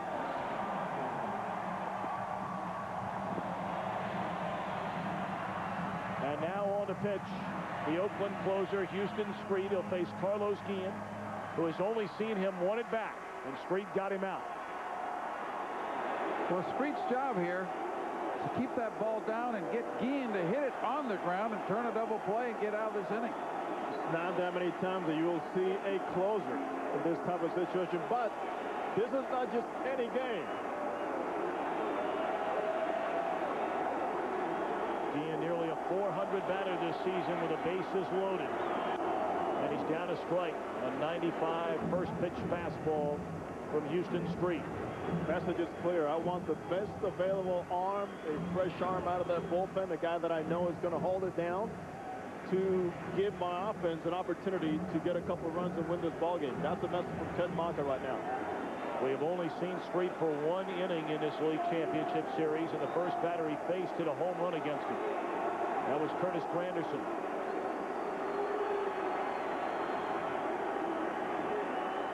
"22 years ago today, the Detroit Tigers won the World Series in 5 games over San Diego."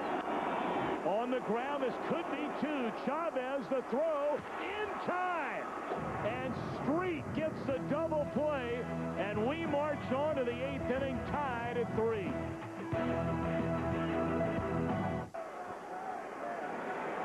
Top half of the 8th inning, a 3-3 game, and now taking over on the mound for Detroit. And here's the perfect example. Joel Zumaya comes into the game. Rather than Rodney now, it's Jason Greeley. Well, Rodney wouldn't have fit in the game if Detroit had the lead. With a tie, you got Greeley in the game. Swing and a miss. To Milton Bradley. Bradley, a run-scoring double in the opening inning. And then hurt his leg, but he has remained in the game the rest of the way. He scored in that first, had a base hit in the left center field in the third that under normal circumstances would have been a 2-base hit for Bradley, but was limping about halfway up the line. He flied to right in the 5th.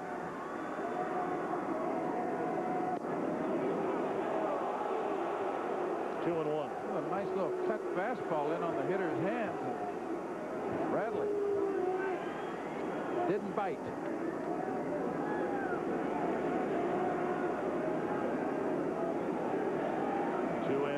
Milton Bradley. And a base hit into left field.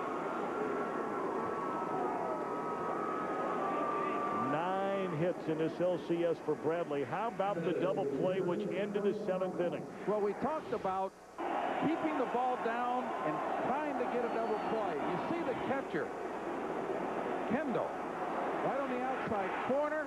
Great play by the third base Chavez. That's a tough play there. Throws a perfect strike to first base. That's what the closer was in the ball game for. Give the manager Mota credit for getting him in there. A little surprised. Bradley's not running all that well, that Oakland not using a pinch hitter here. And again, now you've got big Frank Thomas up there. He hasn't done much this series. Listen, this is his time of the ball game. Up and away, 2-0. One thing Frank Thomas knew, the opportunity was going to present itself once again. Here it is. All he needs is connect on one pitch. One big swing from a big hurt would make a huge difference.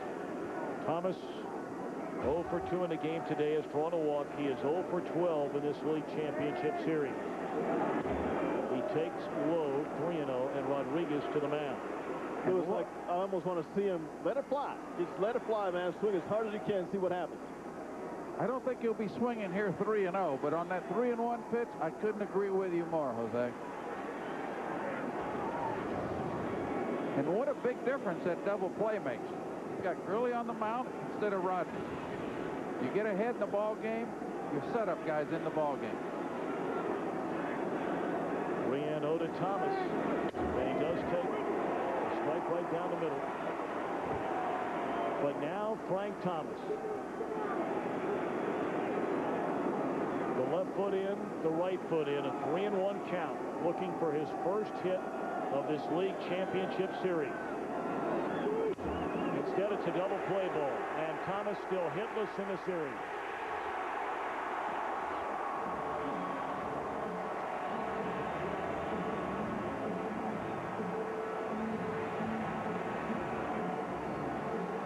To that, the fact that you have a very limited runner at first base, you can't put him on the run right here. But once again, Grilly, talk about making pitches. The previous inning makes a pitch on Frank Thomas, positioned perfectly. They know they have time, set it up, double play. And now Jim Leland making his way to the mound as the left-hander Eric Chavez comes to the plate. Well, that was just a good pitch for Frank Thomas to turn on. He was just late on the pitch. No sign given yet by Jim Leland. He's going to stay with Greeley. He had the left-hander Ledesma getting ready down in their bullpen, but, you know, maybe he feels like we'll see what happens with Chavez here. But you have a right-handed batting Peyton on deck rather than going to the lefty. And then maybe having to bring somebody in you haven't used the whole series against Peyton next. You can use your whole bullpen in a hurry, using too many pitchers here. The message from Leland was clear. Look, Chavez is dangerous. He can hit you out of the ballpark. Stay away from him. And don't give in.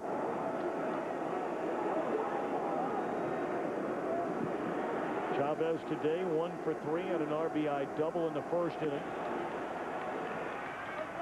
Minor and Ledesma getting loose. Ledesma's ready. 2-0. I think, Tommy, we see more of a habit created by Jim Leland himself going out there to send these messages clearly face to face. Hey, this is what I want from you right now. Let's get it done. So far, it's worked every time. Worked very well. 3-0.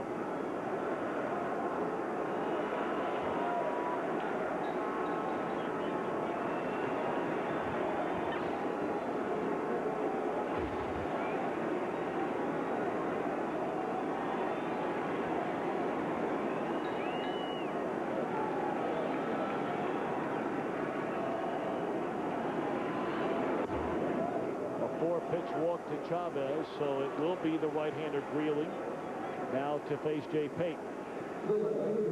First it was against the right-hander Jeremy Bonderman that Payton made major damage with on a hanging breaking ball back in the fourth inning.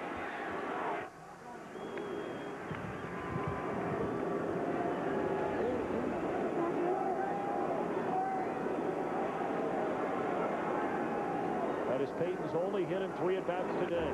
First pitch fastball up and away.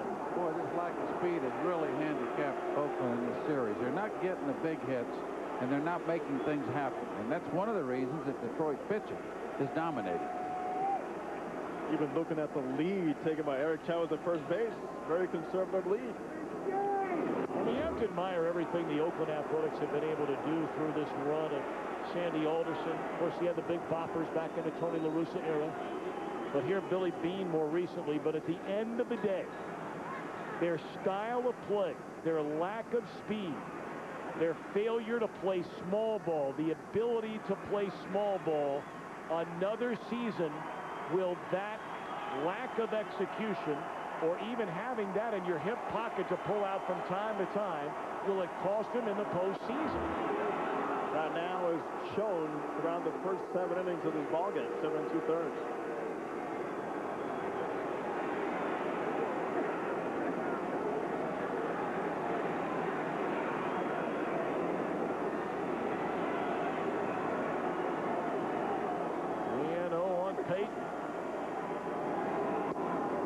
Back-to-back walks by Greeley.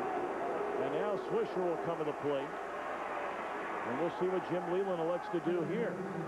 Does he bring on Ledesma? He's looking over the stats. Does he bring on Ledesma to turn around Swisher? Or does he leave in Greeley? I think he'll make Swisher hit from the right side, meaning that he'll have the left-hander in the ballgame. He's thinking about it.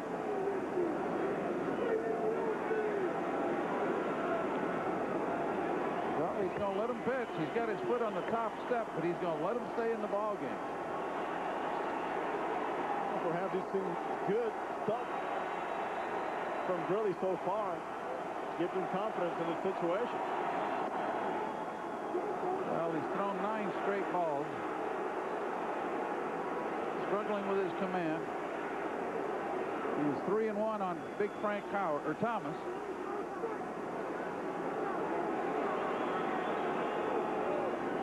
Swisher much more power from the left side, a much higher batting average from the right side, and Greeley needing a compass to find the strike zone. He has thrown 10 consecutive pitches that were not strikes.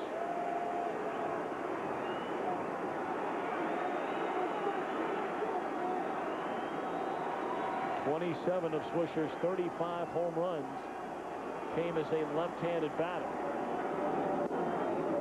Boy, he hasn't even come close. You know, you got Scudero hitting in the 8th hole. I wonder if Mota will turn Swisher lose 3-0. I wouldn't do it. 3-0 pitch. 12 straight balls thrown by Greeley. And they are loaded. Now does Jim Leyland stay with this right-hander to face Scudero, or bring in the reliever Minor from the bullpen, maybe to just throw a strike? Bring in anybody you can here. You need somebody to throw strikes. And I think he has called for the left-hander Ledesma. Bases loaded in the 8th for Oakland. We're tied at 3.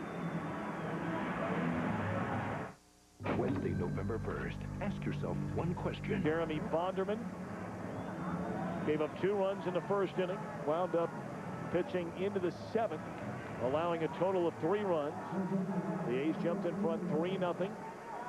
But the Tigers stormed back with a pair in the 5th inning. A home run by Ordonez to tie it in the 6th. In the bottom of the 7th inning, the Tigers had the bases loaded. Houston Street got a ground ball double play by Guillen, and you saw a moment ago a conversation taking place as Wilfredo Ledesma takes over on the mound to face the man who was listening during that conversation, Marco Scudero. Showing some leadership right there. Milton Bradley very confident himself. He's got 3 hits. Wants to pass it on. Yeah, swinging a good pitch here. Encouraging. Scudero. Bases loaded. And it's ball 1 high. Scudero, a much better hitter against right-handed pitching than he is against left-handed. And Ledesma's another young pitcher. This is a tough situation for a young pitcher to come into a ball game with the bases loaded. No room for error. Scudero 1 for 5 in his career against Ledesma. And there's a strike finally after 13 balls consecutively. I think the crowd likes that. Scudero's approach, his strength, middle the other way. They have called him Mr. Clutch in Oakland. Well, he had the 6 RBIs during the division series. Does not have an RBI in the LCS. In the air. Is this playable for Rodriguez? Yes. The Tigers had a chance with the bases loaded in the 7th. Failed. The A's do the same in the 8th. On Fox is sponsored by Sharp Aquos. Nothing is lost by Holiday Inn, the official hotel of Major League Baseball, and by Travelers Insurance in sync. Wow, what a roller coaster ride here the last couple of minutes. In the bottom of the 6th, a leadoff home run by Ordonez to tie the game at 3. In the bottom of the 7th, the Tigers with the bases loaded. Houston Street came on to get a double play ball to end that inning. In the top of the 8th inning, after 2 were out and nobody on, 3 straight walks by Greeley. Wilfredo Ledesma came on to get the final out. And here we are in the bottom of the 8th, tied at 3. 2-0 on Ivan Rodriguez. And the key, Tommy, as you mentioned, the 3 walks. When you walk 3 guys in an inning so far up in the ballgame and you get out of it, something's going right. Well, 3 walks and a base hit. 4 base runners in 1 inning, and you don't get a run out of it.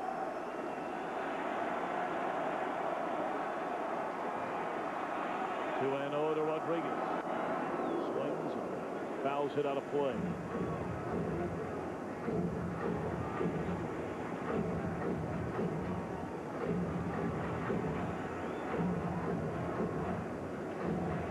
It's been a very quiet series for Ivan Rodriguez. 0 for 3 today. 2 of 15 with 1 solo home run. That's his only RBI of this LCS.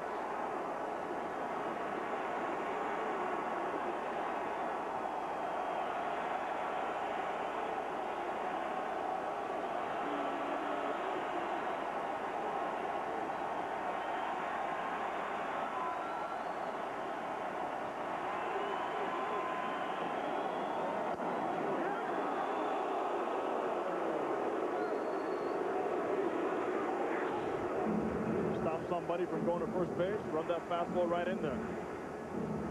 Right on the outside corner. Might have missed just very, very little, but tough pitch to take.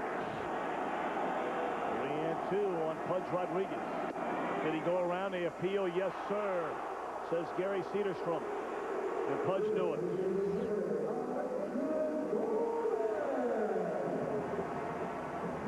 Got a good view of the swing, all created by the deception, but Ivan Rodriguez, the catcher, he knows.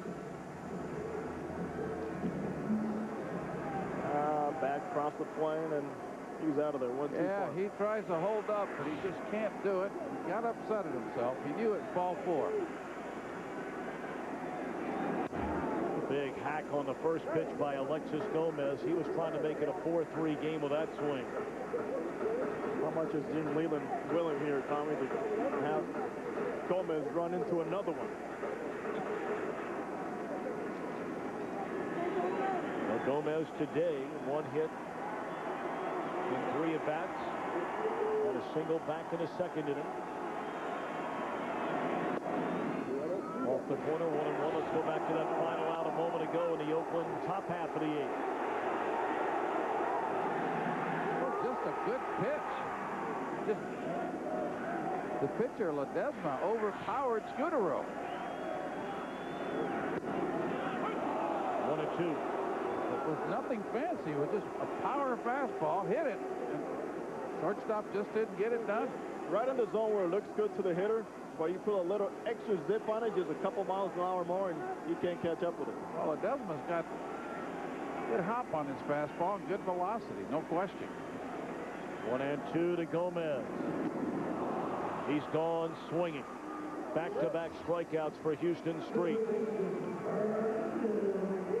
we spend the first part of the game talking about Haren and his split finger. Look at this pitch and the movement on that. Boy, trying to get those hitters to spread the zone.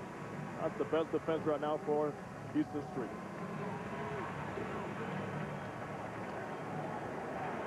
Really good biting action down. Now Brandon in their strike.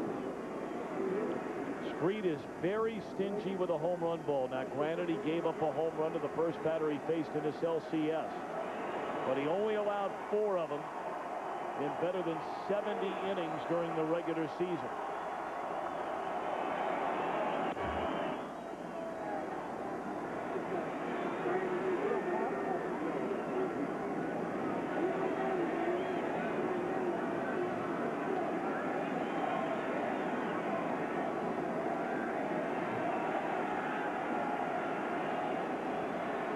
Delivery.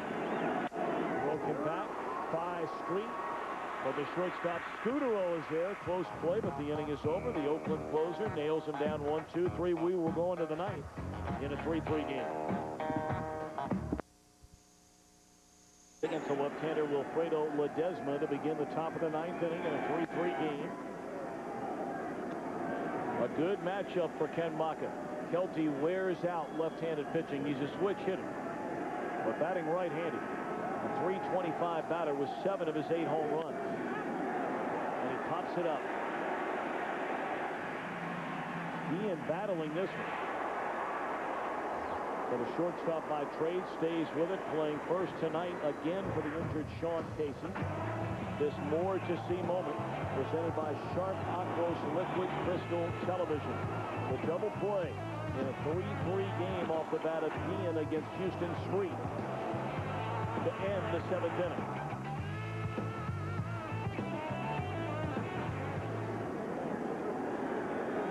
Remember, the Tigers in their bullpen still have their 2 hammers down there in Fernando Rodney and their closer Todd Jones, still unsure about Joel Zamaya.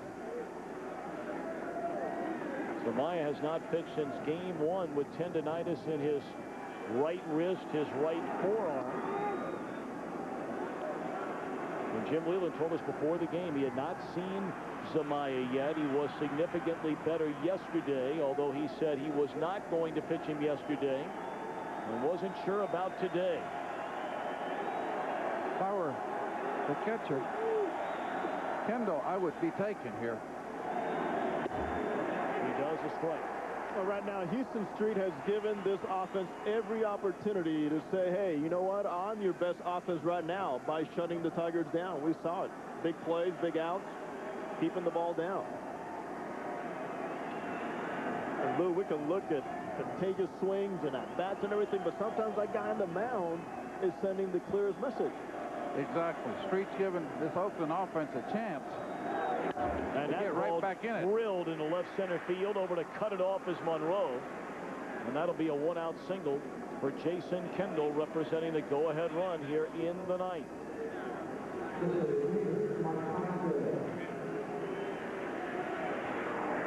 This will give Oakland a lift right here. Pitch right over the plate. Doesn't try to go deep or anything. Stays within his game. And has some people aboard. It's exactly what Oakland needs right now. Follow some good at-bats, just as they did in that first inning.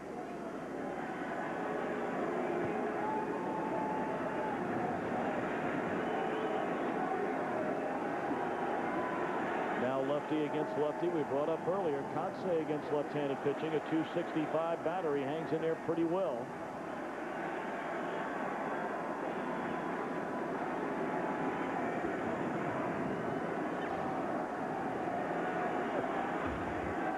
Kendall led the Athletics in stolen bases with a grand total of 11. Strike 1. Big difference here, Tommy, is the fact that Jamie Walker, the lefty that he faced in the 7th inning, more of a spotter, sweeping curveball, you know, doesn't throw as hard, but Ledesma presents a different challenge, one that he has to be very careful with the strike zone, be able to not spread it.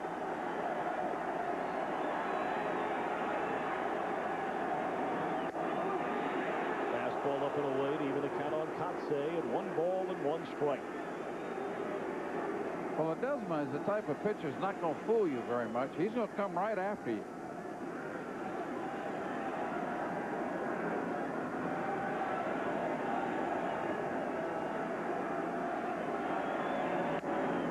Pretty good cut on that 95-mile-per-hour fastball there from Chavez. I think he'd like to have that one back again.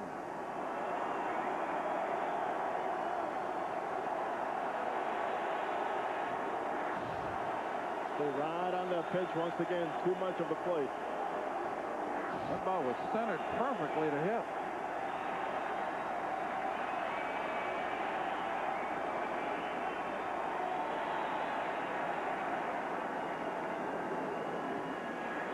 Yeah, Ledesma should pay more attention to the hitter here. Perhaps more attention to the numbers, what they say about stealing bases for the A's.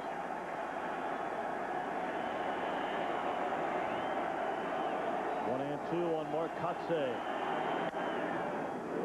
Threw him a breaking ball that stayed up in a strike zone, and Chavez slaps it the other way foul. Well, the Oakland Athletics losing the first two games at home. Were shut out on 2 base hits by Rogers, Rodney, and Jones here in Game 3. They jumped out to the early 3-0 lead. That's gotten away from them. But they're trying to extend this series to a 5th game here tomorrow night. And it's popped up at Monroe in left field. 2 away.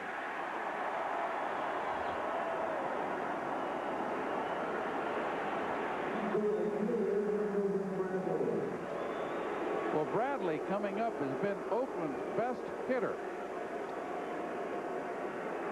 in his league championship series.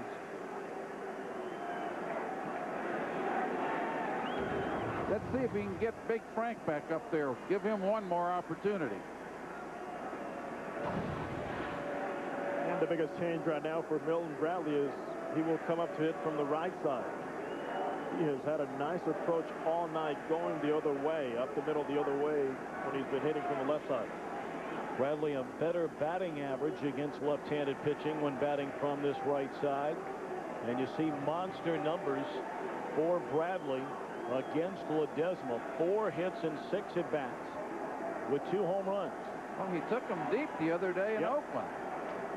I mean, a towering fly ball over the left center field wall. And he knew it.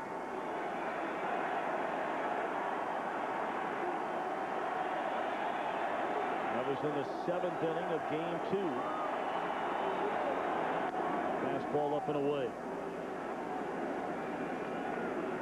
I mean, you mentioned it, Lou, but I mean, Bradley has not only been their best hitter, he has been by far their best clutch hitter. He has been the money player so far in this series, if there is such a thing when you're down 3-0.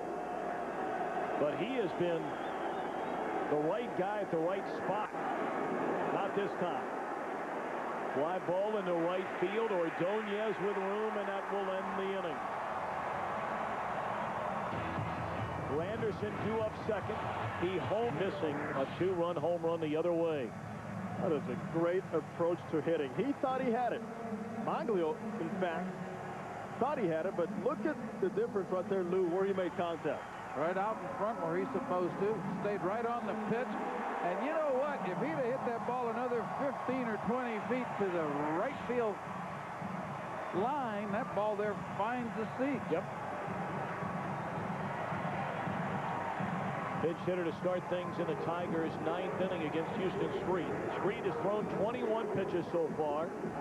Came on to get the double play with the bases loaded by Guillen in the 7th inning. Then had a 1-2-3-8. Mark Kiger takes over at second. Marcus Timms the batter. Swing and a miss. We have not seen Timms since a Game 1 start in this series, when he went 0 for 4, scored a run at 26 home runs during the regular season. Off the end of the bat, straight away center field, easy for Chavez, 1 away. Here comes Granderson. Back in Game 2 in the 9th inning with 1 out and nobody on. Granderson, a home run off Houston Street. And that extended the Tiger lead to 3. That was the third home run this postseason for Curtis Granderson.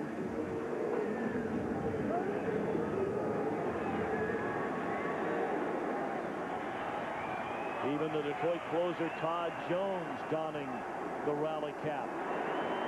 No one sitting down inside Comerica Park. The Tigers had 7 walk-off wins this season, 3 game-ending home runs.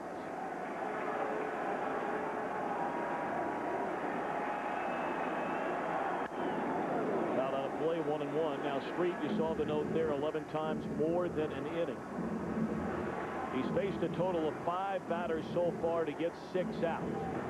3 times this year he pitched 2 or more innings. His career high came back in 05, 3 1/3 out of the bullpen against the White Sox.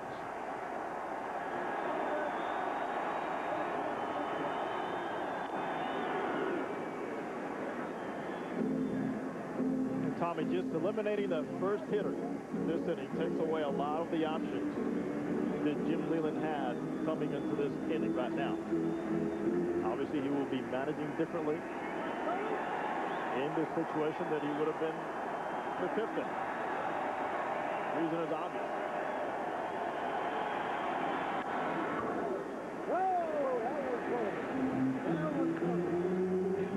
I think he might want to see that one again.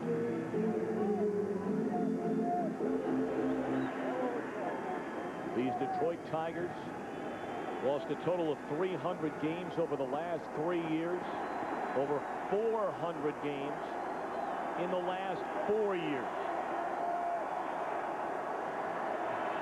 1-2 to Granderson, taken down and in.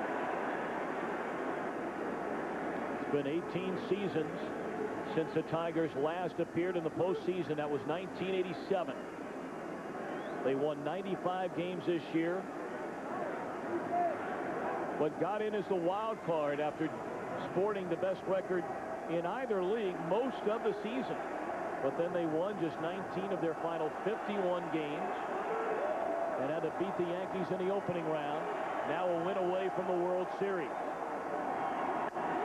Hit hard into right center field. On the run is Bradley, and he runs it down. Nice play by Milton Bradley, playing on a bad right quad.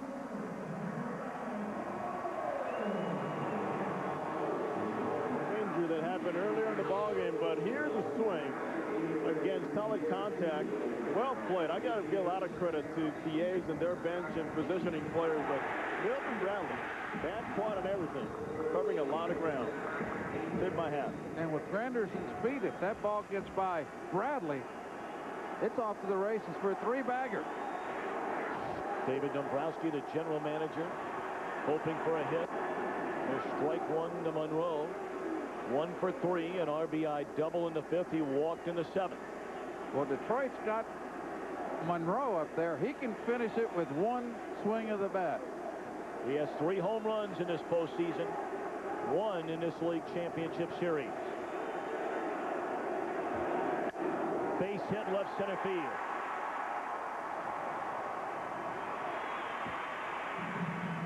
The winning run aboard here in the bottom of the 9th.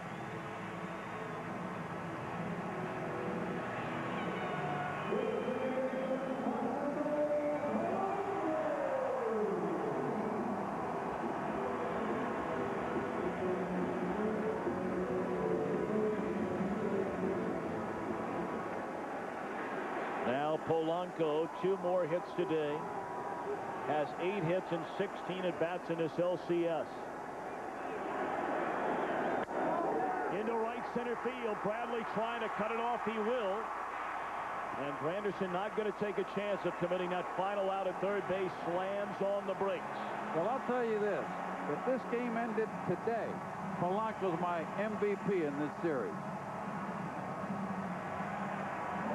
Well, he continues to do it all, keeping it quite simple. He's hitting in the third spot, but he does not change his approach whether hitting first, second, third, 8, or 9.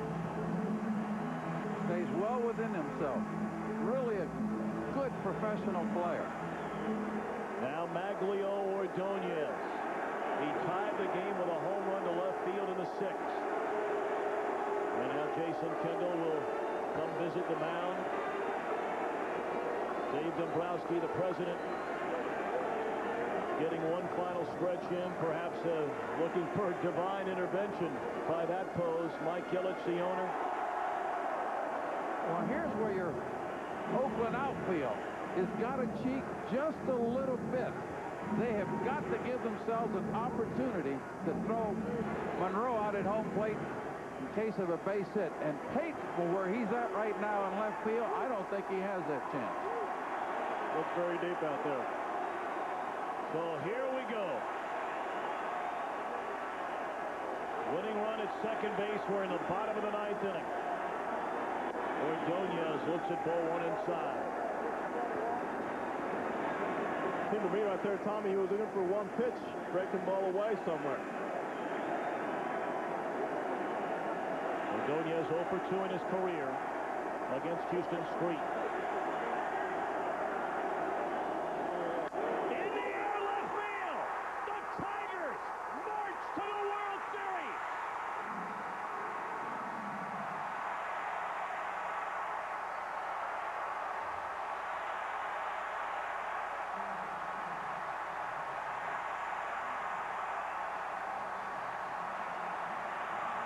They celebrated 22 years ago today as World Series champions.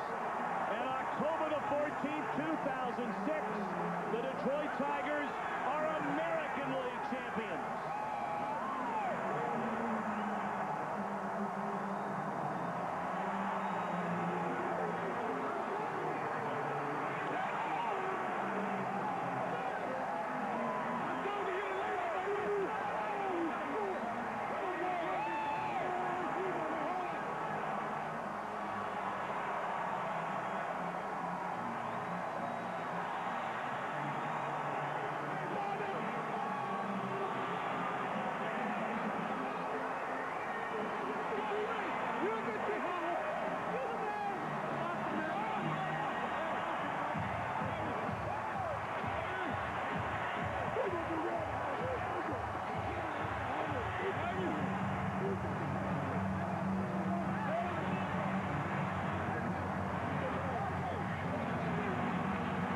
Magglio Ordonez, a 3-run home run to win the pennant.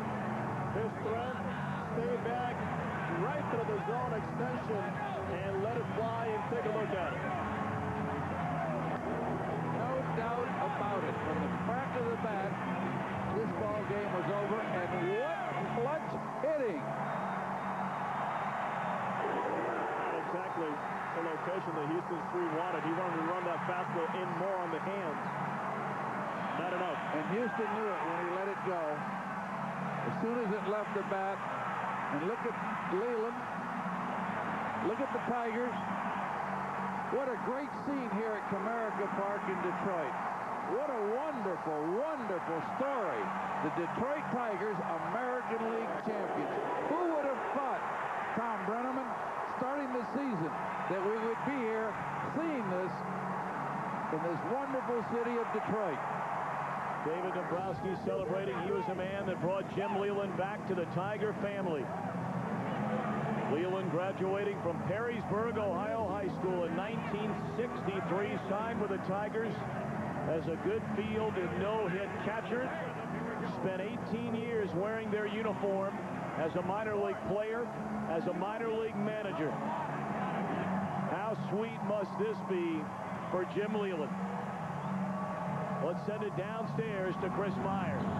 All right, Tommy, the noise deafening here with Magglio Ordonez. Congratulations. I think you hugged everybody in the ballpark.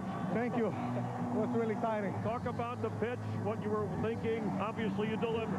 Towards that fastball, and I pulled it, and I hit it good, and I hit it out of the park. I'm really excited.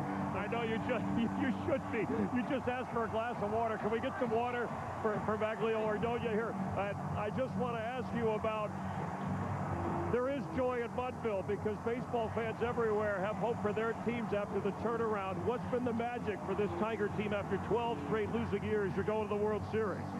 I think the key was our manager. He put every piece together. Our pitching, you have to give a lot of credit. Our hitters, our players, we play hard every day, and it's the reason we're here. and we play 100%, and it's that reason we're here. And it was an exciting year. You know, our pitching, our coaches, everybody deserves these things. And you're not done yet. What does it mean to the city of Detroit? A lot. You know, they've been strong in the last 12 years. The last time we went to the World Series, 84, and this is for the city. They really deserve it. They support us all year round, and they deserve it. All right, thanks, Tony. You still have work to do. Appreciate it. Thank you. Thank you. Magglio Ordonez, Tommy. Lou Piniella said it a moment ago. What an unbelievable sight this is. Just to be sitting here and watching Tiger players running around the outfield, donning their American League Championship shirts and hats. Jim Leyland, an extremely emotional man. There is no doubt we will see tears from him sometime later, if not shortly. I mean, all the subplots of stories, Kenny Rogers and all his postseason failures of years past, to do what he did against the Yankees, and then again in Game 3 here yesterday. This is great stuff. Well, this is a city that's been dying for a winner. And in comes Jim Leyland with this young, talented bunch, works them in spring training, tells them to believe, and here you see the culmination of all that hard work. What a great story. Let's go back downstairs and again rejoin Chris Myers. All right, Tom, with Brandon Edge on the field, this is quite a scene. You, one of the players, in fact, the only player left over active with Dave Dombrowski. You went through the losing 119 games in 2003. The crowd was there at the end of that losing season. Yes, you said they deserve a World Series. Yes, they were. Yes, they do, and they're getting it right now. And apparently Dave did a good job when he brought in the people he did, because it's working out well right now. You know, you got to get your hat off to a great competitive team, Oakland A's. They battle in the whole time, and, you know, we just were fortunate enough to take it tonight. How about Magglio Ordonez struggling in the series, all of a sudden delivers big time? Oh, you know what? That's why we pay him the big bucks, and he did a good job tonight. And, you know, I always tease him. I say, why are you swinging underwater, you know, and just joking with him. And tonight, he got out of that water, and he started bombing that ball. It's good to see from him. He went from Aquaman to Hero Man, so you still have some work to do. Yes, we do. This is what we wanted to accomplish right now, just to get to the World Series. And, you know, it's a great feeling, but, you know, we got to set our sights a little higher and, you know, win a championship. All right, enjoy the moment. Thank you. All right, Brandon Edge. Tommy? Brandon Edge was part of that team and lost 119 games 3 years ago. The only Tiger left over from that club. Tonight's Chevrolet player of the game, Magglio Ordonez. His team depended on him. You can log on to WorldSeries.com/Fox Sports and vote for your most dependable player of the postseason. Plus a chance to win Chevy's most dependable truck, the all-new Silverado. Hinge actually the only player left since Dave Dombrowski took over as president and GM of this franchise. Talked about tears from Jim Leyland. There you see him. Told us before the game, I wish I weren't so emotional. Chris Myers said there's nothing wrong with that. And there's nothing wrong with celebrating in Detroit. The trophy presentation when we come back. Home run by Magglio Ordonez, who tied the game with a home run in the 6th inning. And after Houston Street retired the first 2 in the 9th, single by Monro Polanco, the game winner by Ordonez.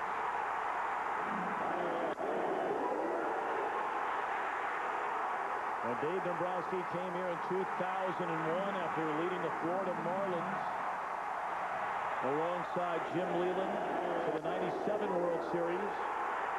Mike Ilitch, the owner, hired him to run this operation. And here they are on their way to the World Series. Let's send it to the podium and join Chris Myers. Dreams do come true in Detroit. One of the great turnaround stories in all of sports. On the stage, Michael Ilitch, his wife Marion, owner of the Detroit Tigers.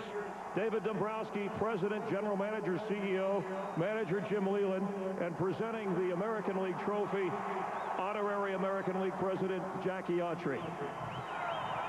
Thank you, Chris. It's really wonderful to be here and to present this to Jim Leyland and to Mike. I remember when you got this team, I endorsed your ownership, and I am so proud that your club is going to represent the American League in the World Series this year.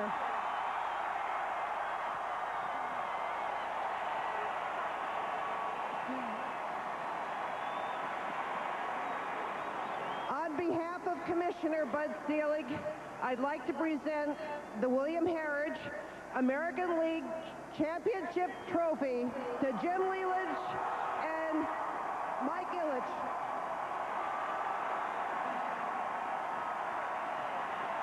All right, Jim, if you could just say a few words, and you told us you're an emotional guy, and sometimes you even get embarrassed about that.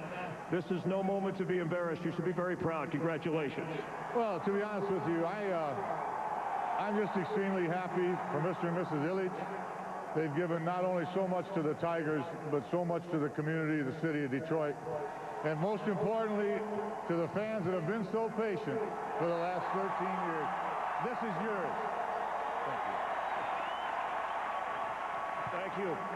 Michael Ilitch, you're a Detroit guy. I think people can appreciate everywhere somebody who comes from a city, buys a baseball team, watches them get to a World Series. Yeah, this is a big thrill for my fans. Dave and Jim did the job for us. Give them a big hand! Congratulations. And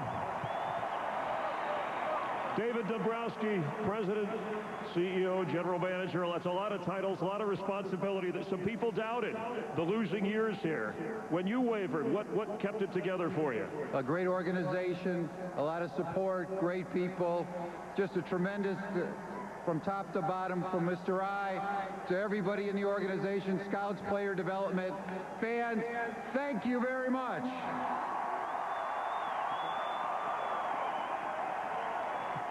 All right, let me just, Jim, ask you, a guy, and you said it was important after you stepped away from managing, you thought you were burned out. You got the urge again.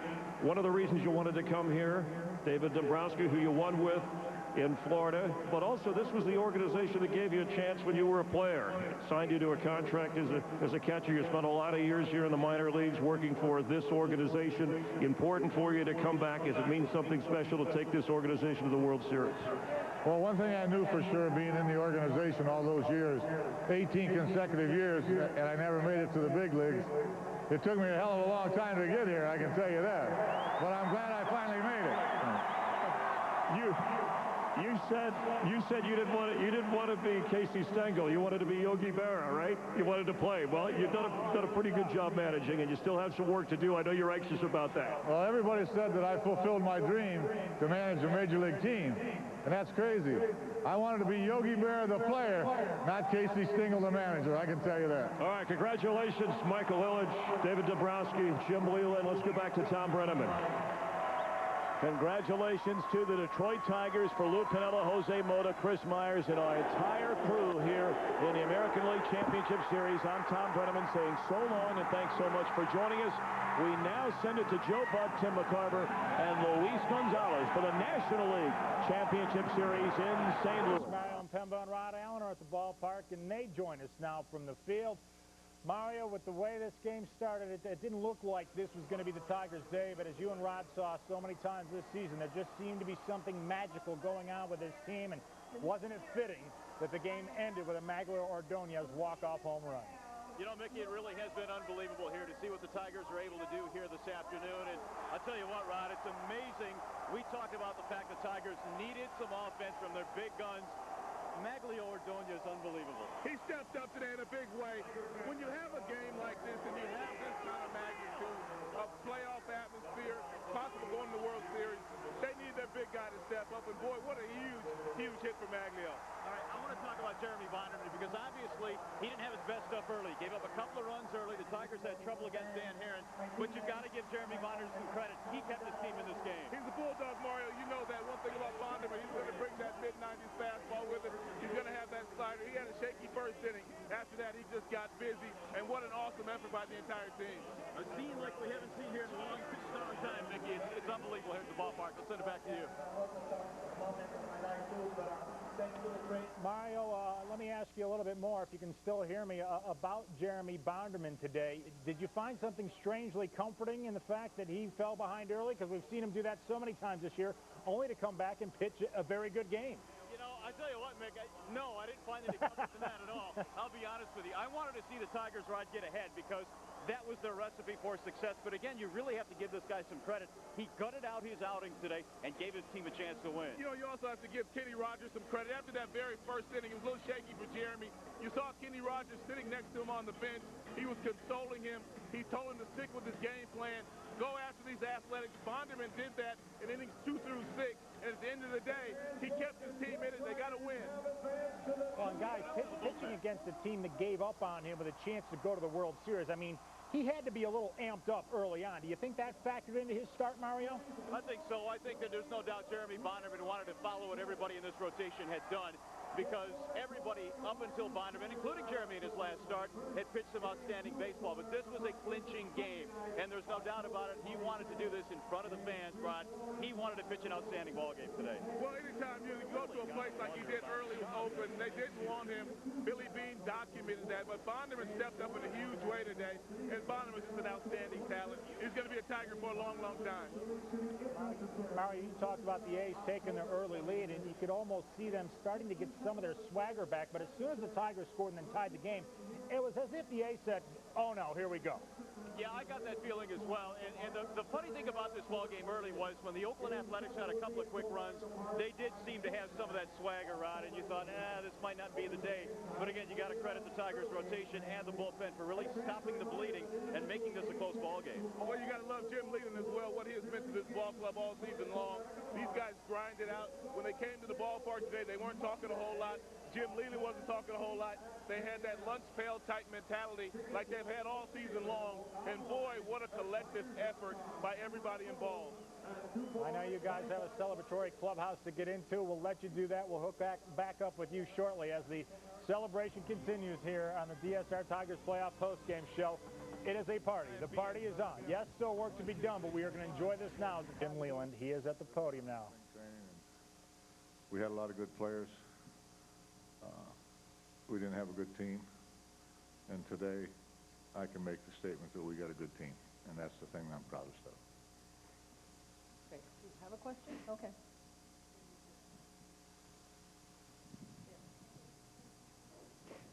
Jim, you said all season how much fun you had. Can you just contrast that with the only year you were in Colorado, and then what happened in those 6 years away from managing that kind of triggered that fire for you again? Well, it's amazing that you asked that question, because I think one of the most responsible things about that and my coming back, they're playing right now in New York, and that's the St. Louis Cardinals. I worked for them for 5 years. I was around that ball club in spring training. I went to spring training for a month. I helped out. I was around Tony La Russa. I enjoyed his veteran players, bought into the program. Walt Jocketty, I've never had a finer boss. And they kind of really inspired me to get back in, and I kept getting closer to it and closer to it. So I think the main reason I got back in is probably because of the St. Louis Cardinals. Okay. Well, we weren't going to take questions. We appreciate everything. You've been terrific, and good luck in the World Series. Thank you, Phyllis, for having everything organized. I appreciate it very much. We're going to wait and see if we can get Placido Polanco in here to say a few things. All right, Jim Leland, short and sweet. You got to feel great for him, but you also have to feel great for everybody that has put up with the Tigers and all their struggles over the years. It was a rough start for Jeremy Bonderman early on today. Milton Bradley deep to left center. Curtis Granderson can't get it. Mark Kotze is able to score 1-0 A's. Then Eric Chavez pulls one down the first baseline. That is fair. Touched by a fan. It's ruled a ground rule double, but Bradley will score to make it 2-0. Dan Haren, meanwhile, looked unhittable early. Carlos Guillen frozen. Then Craig Monroe looks at a perfect third strike. Haren had 7 Ks in the game today. In the fourth inning, it gets worse for the Tigers. Jade Payton puts a charge into the Bonderman offering. That finds the seats left. Just your impressions of what this team has done just this season, and Leland, just the whole thing. Well, my impressions really start from Dave Dombrowski, because Dave Dombrowski put this team together. He brought in the proper leader in Jim Leland. Jim knows how to get guys together of all cultures, of all. Tied for it, but it'll roll all the way to the wall. Granderson scores, and the Tigers are down just 1-3-2. And they waste no time tying it up in the 6th. Magglio Ordonez with his Samson-like locks deposits that into the seats, even to score at 3. Tigers then threatening with the bases loaded in the bottom of the 7th, but Houston Street gets Carlos Guillen to bounce to 3rd for the inning-ending double play. Oh, what a great chance there. Top of the 8th, the A's in a similar position. Bases loaded, but Will Ledesma gets Marco Scudero to pop up to Pudge to end the inning, and we were still tied at 3. All that did was set the stage for Magglio Ordonez in the 9th, and boy, did he deliver.